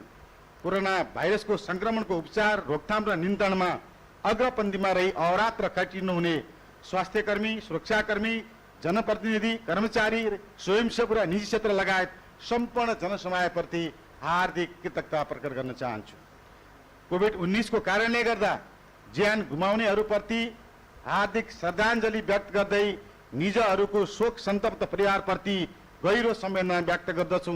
साथै कोभिड-19 रोगबाट संक्रमितहरूको शीघ्र स्वास्थ्य लाभको कामना गर्दछु। कोभिड-19 रोगको रोकथाम र नियन्त्रण गर्ने कुरामा सरकारले लिने नीतिगत निर्णयको हामी सबैबाट परिपालना भई सहयोग रहनेछ भन्ने कुरामा विश्वस्त छु र सामाजिक दूरी कायम गर्दै आफूलाई सुरक्षित र अरूलाई पनि सुरक्षित राख्न हार्दिक अनुरोध गर्दछु। कोभिड-19 को नियन्त्रण गर्ने सन्दर्भमा प्राथमिकताका साथ बजेट विनियोजन गरिने बेहोरा सम्मानित सभा समक्ष अवगत गराउन चाहन्छु। मानव सभ्यताको उत्पत्ति भए पश्चात विश्व मानव समुदाय र विश्वका सबै मुलुकहरू एकैपटक कोभिड-19 को महामारीको चपेटामा परि लकडाउन गर्न बाध्य भएको पहिलो घटना नै होला। विश्वमा एकैपटक महामारीको रूपमा फैलिएको कोभिड-19 रोगको संक्रमण रोक्न उचित व्यवस्थापन गर्नुपर्ने र विश्व आर्थिक मन्दीको सङ्घारमा रहेको समयमा प्रदेशको अर्थतन्त्रलाई चलायमान बनाउनुपर्ने कठिन र चुनौतीपूर्ण विषम परिस्थितिमा आर्थिक वर्ष 77-78 को लागि विनियोजन विधेयकको सिद्धान्त, उद्देश्य, प्राथमिकता र प्रमुख नीति कर प्रस्ताव बाहेक प्रस्तुत गरिरहँदा चुनौतीसँगै अवसरको गहन जिम्मेवारी बोध गरेको छु। चुनौतीको सामना गर्ने सन्दर्भमा प्राप्त भएका अनुभवको पाठलाई अवसरको रूपमा परिणत गर्दै प्रदेशको अर्थतन्त्रलाई सुखद गन्तव्यतिर पुर्याउने यथेष्ट प्रयत्न गरिनेछ र यसमा सबैको साथ र सहयोग रहनेछ भन्ने कुरामा म विश्वस्त छु। कोभिड-19 को समस्याले गर्दा उद्योग, व्यापार, पर्यटन, व्यवसाय, आयात निर्यात, श्रम लगानीका क्षेत्रहरू अति प्रभावित बन्न पुगेका छन् भन्ने उत्पादनमा शिथिलता आई बेरोजगारीको ठूलो समस्या उत्पन्न भएको छ। भारत र तेस्रो मुलुकबाट जनता आफ्नो घर फिर्ता हुने क्रम जारी छ र यसले गर्दा सामाजिक सुरक्षा, खाद्य सुरक्षा र रोजगारीमा निकै ठूलो चुनौतीको सिर्जना हुन गइरहेको छ। आगामी आर्थिक वर्षको बजेटले प्रभावित क्षेत्रलाई सम्बोधन गरी शिथिलताको अन्त्य गर्दै आर्थिक विस्तारलाई प्राथमिकतामा राखी अर्थतन्त्रको पुनरुत्थान नयाँ सिराबाट द्रुत गतिका साथ थप गतिशील बनाउनेतर्फ बजेट केन्द्रित हुनेछ। संहिताको कार्यान्वयन भएसँगै सबै प्रकारका विभेद र उत्पीडनको अन्त्य गर्दै आम जनताले प्रत्यक्ष रूपमा अनुभूति गर्ने गरी लोकतन्त्रको लाभ जनताको घर दैलोमा पुग्नुपर्दछ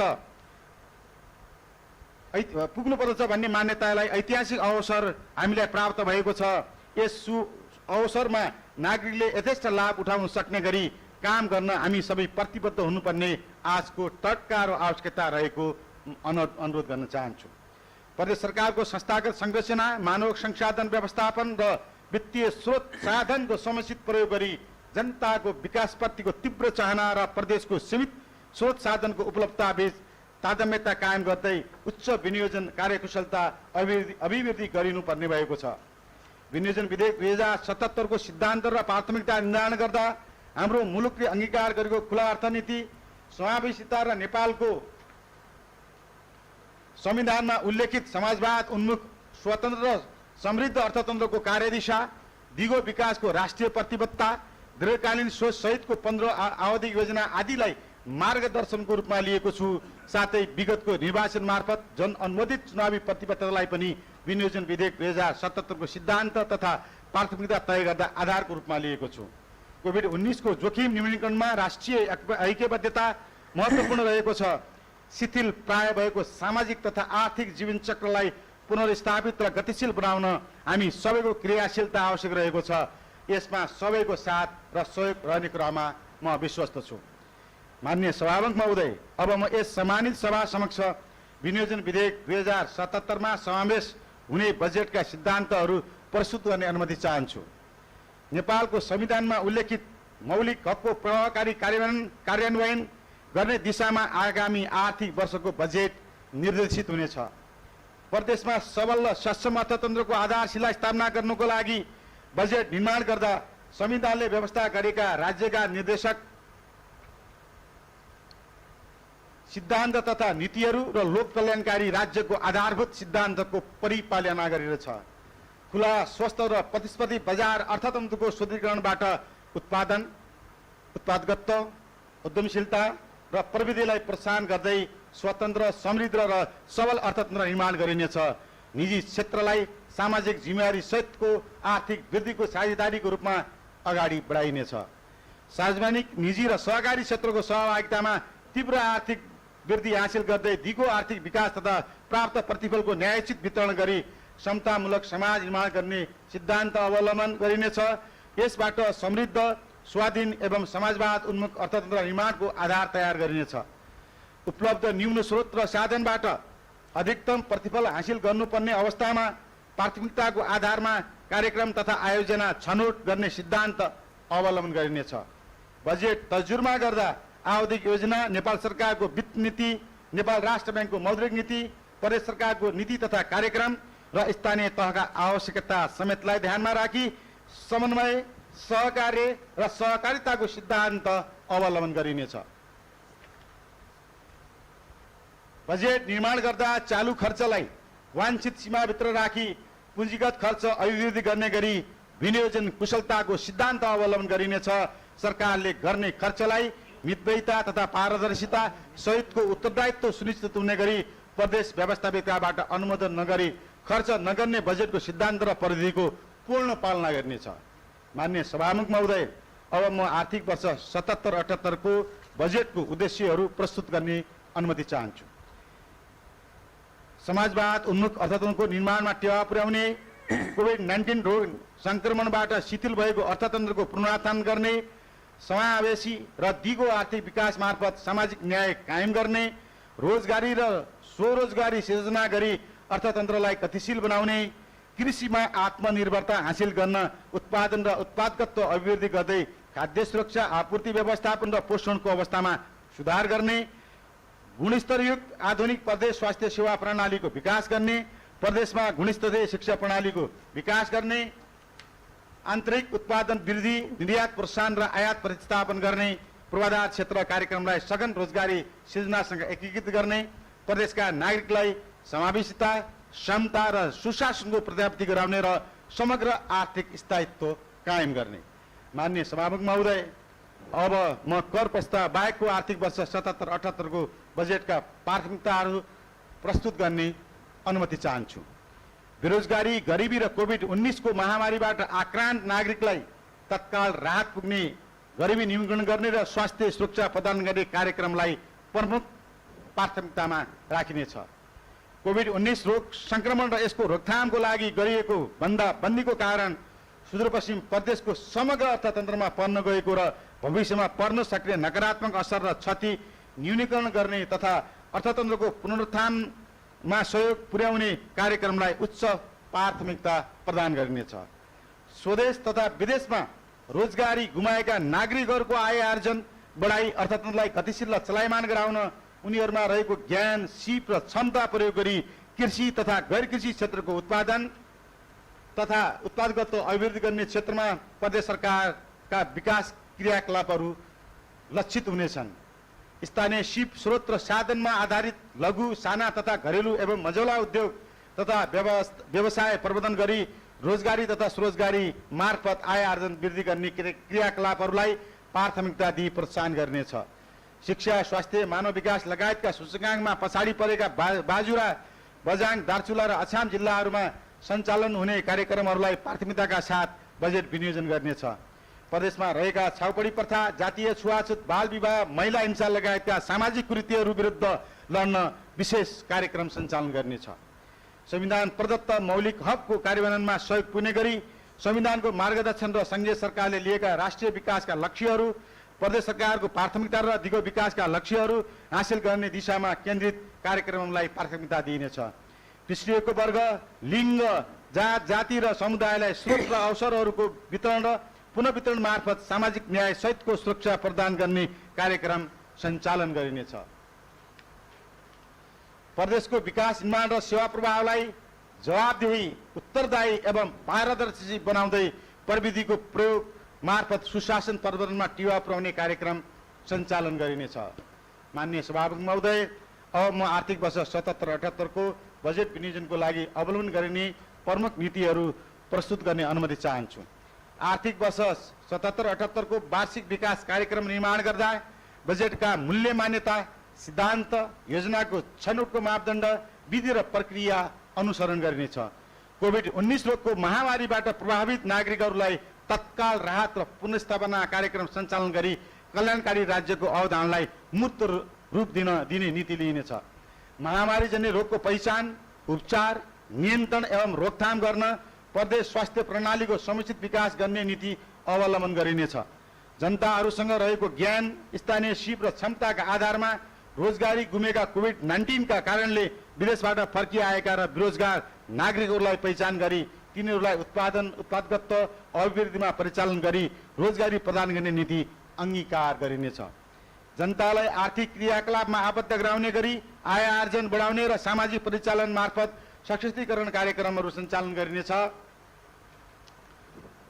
प्रदेश सरकारले कार्यक्रमहरू सञ्चालन गर्दा संघीय सरकारले यस प्रदेशमा सञ्चालन गरेका गरिबी निवारणसँग सम्बन्धित कार्यक्रमहरूको परिपूरक हुने गरी सञ्चालन गरिनेछ। सङ्घीय सरकार र स्थानीय तह सहितको साझेदारी र विकास साझेदारहरू समेतको संलग्नतामा सञ्चालित खाद्य सुरक्षा एवं पोषण कार्यक्रमहरूलाई सहयोग पुग्ने गरी प्रदेश सरकारले कार्यक्रम सञ्चालन गर्नेछ। निर्माणोन्मुखी कृषि प्रणालीलाई व्यवसायिक कृषि प्रणालीमा रूपान्तरण गरी कृषि उपजको भण्डारण र बजारीकरणमा जोड दिँदै आत्मनिर्भरतातर्फ उन्मुख हुने नीति अवलम्बन गरिनेछ। कृषिमा आधारित ग्रामीण उद्योगको स्थापना तथा सञ्चालन गर्दै कृषिमा आत्मनिर्भरताको नीति अवलम्बन गरिनेछ। कृषिजन्य वस्तुको उत्पादन भण्डारण र बजारीकरणमा संलग्न प्रदेश सरकारका निकायहरूबीच कार्यक्रम निर्माण र कार्यान्वयनका चरणमा देखिने आवश्यक समन्वय गरी नीति अवलम्बन गरिनेछ। प्रदेशमा रहेको जडीबुटीको प्रचुर सम्भावनालाई उत्पादन एवं बजारीकरणसँग आबद्ध गर्न सार्वजनिक निजी साझेदारीको नीति अवलम्बन गरिनेछ। जल जङ्गल जडीबुटीको वैज्ञानिक र दिगो विकासका साथ व्यवस्थापन गर्ने नीति लिइनेछ। कृषि क्षेत्रको उत्पादन र उत्पादकत्व अभिवृद्धि गर्न साना सिँचाइ, सतह सिँचाइ, डिप ट्युबवेल र मध्यम खालका सिँचाइ प्रणाली सम्बन्धी कार्यक्रमहरू सञ्चालन गर्ने निकायले कृषि मन्त्रालयसँग समन्वय गरी कार्यक्रम तयारी, छनौट र कार्यान्वयनमा अन्तराबद्धता कायम गर्ने नीति अवलम्बन गरिनेछ। प्रदेश सरकारको अधिकारमा रहेका सडक सञ्जालको आवश्यकता पहिचान गरी आवश्यक मर्मत सम्मार, नयाँ लोकमार्गहरूको निर्माण र नियमित सञ्चालन हुन सक्ने गरी यातायातलाई भौतिक पूर्वाधारको प्रमुख मेरुदण्डको रूपमा विकास गर्ने नीति अवलम्बन गरिनेछ। वैकल्पिक ऊर्जा र लघु जलविद्युतका कार्यक्रम मार्फत ग्रामीण विद्युतीकरण गर्ने नीति अवलम्बन गरिनेछ। आम प्रदेशवासीलाई स्वच्छ खानेपानी तथा सरसफाइको सुविधा उपलब्ध गराउनेतर्फ उच्च प्राथमिकता दिइनेछ। वर्षेनी बाढी पहिरोको कारणले खेतीयोग्य भूमि र मानव बस्ती कटानबाट हुने आकस्मिक क्षति न्यूनीकरण गर्न दीर्घकालीन सोचसहित नदी नियन्त्रण तथा तत्पर्ण कार्यक्रम सञ्चालन गरिनेछ। प्रदेशको उच्च आर्थिक विकासको लागि प्रदेश गौरवका आयोजना तथा रूपान्तरणकारी आयोजनाहरूलाई आवश्यक स्रोत सुनिश्चित गरिनेछ। प्रदेशलाई प्राप्त राजस्व परिचालनको अधिकारको अधिकतम सदुपयोग गरी प्रदेशको आयमा आन्तरिक राजस्वको आकार बढाउन करका स्थापित सिद्धान्तहरूलाई अवलम्बन गरिनेछ। मानव विकास सूचकाङ्कमा पछाडि परेका जिल्लालाई प्राथमिकता दिँदै सबै जिल्लाहरूमा सन्तुलित विकास गर्ने नीति अवलम्बन गरिनेछ।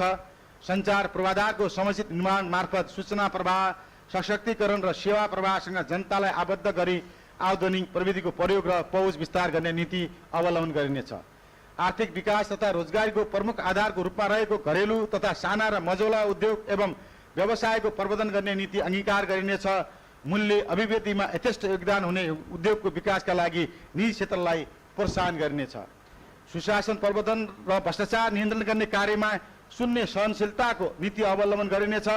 प्रदेश विकासको मेरुदण्डको रूपमा रहेको धार्मिक, सांस्कृतिक, पुरातात्विक, पर्यटकीय पूर्वाधारहरूको विकास तथा प्रवर्धन मार्फत आन्तरिक एवं बाह्य पर्यटनको लागि आकर्षक गन्तव्य स्थल निर्माण गर्नेतर्फ बजेट व्यवस्था गरिनेछ। प्रदेशमा सबल वित्तीय पहुँचका लागि नेपाल सरकार तथा अन्य नियमनकारी निकायहरूसँग समन्वय र सहकार्य गरिनेछ। वित्तीय सचेतना बढाउने नीति अवलम्बन गरिनेछ। प्रदेशमा निरक्षरमा उन्मूलन गरी साक्षर प्रदेश निर्माण गर्न तय गरिएका कार्यक्रमहरूलाई निरन्तर दिँदै सूचना प्रविधिमा आधारित गुणस्तरीय शिक्षाको विकास गरिनेछ। सिपयुक्त जनशक्ति उत्पादनका लागि प्राविधिक तथा व्यावसायिक शिक्षा विकासमा जोड दिइनेछ। आम नागरिकलाई स्वच्छ तथा सफा वातावरणमा बाँच्न पाउने अधिकार सुनिश्चित गर्ने सबै किसिमका विकासका क्रियाकलापहरू वातावरण मैत्री हुने व्यवस्था गरिनेछ। सामाजिक सुरक्षा कार्यक्रमको प्रभावकारी कार्यान्वयन गर्न आवश्यक समन्वय गरिनेछ।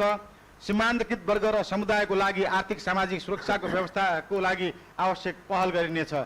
श्रम तथा रोजगारीका अवसरहरू सिर्जना गर्नका लागि आवश्यक नीतिगत तयारी गरी असल श्रम सम्बन्ध स्थापित गर्ने कार्यदिशा तय गरिनेछ।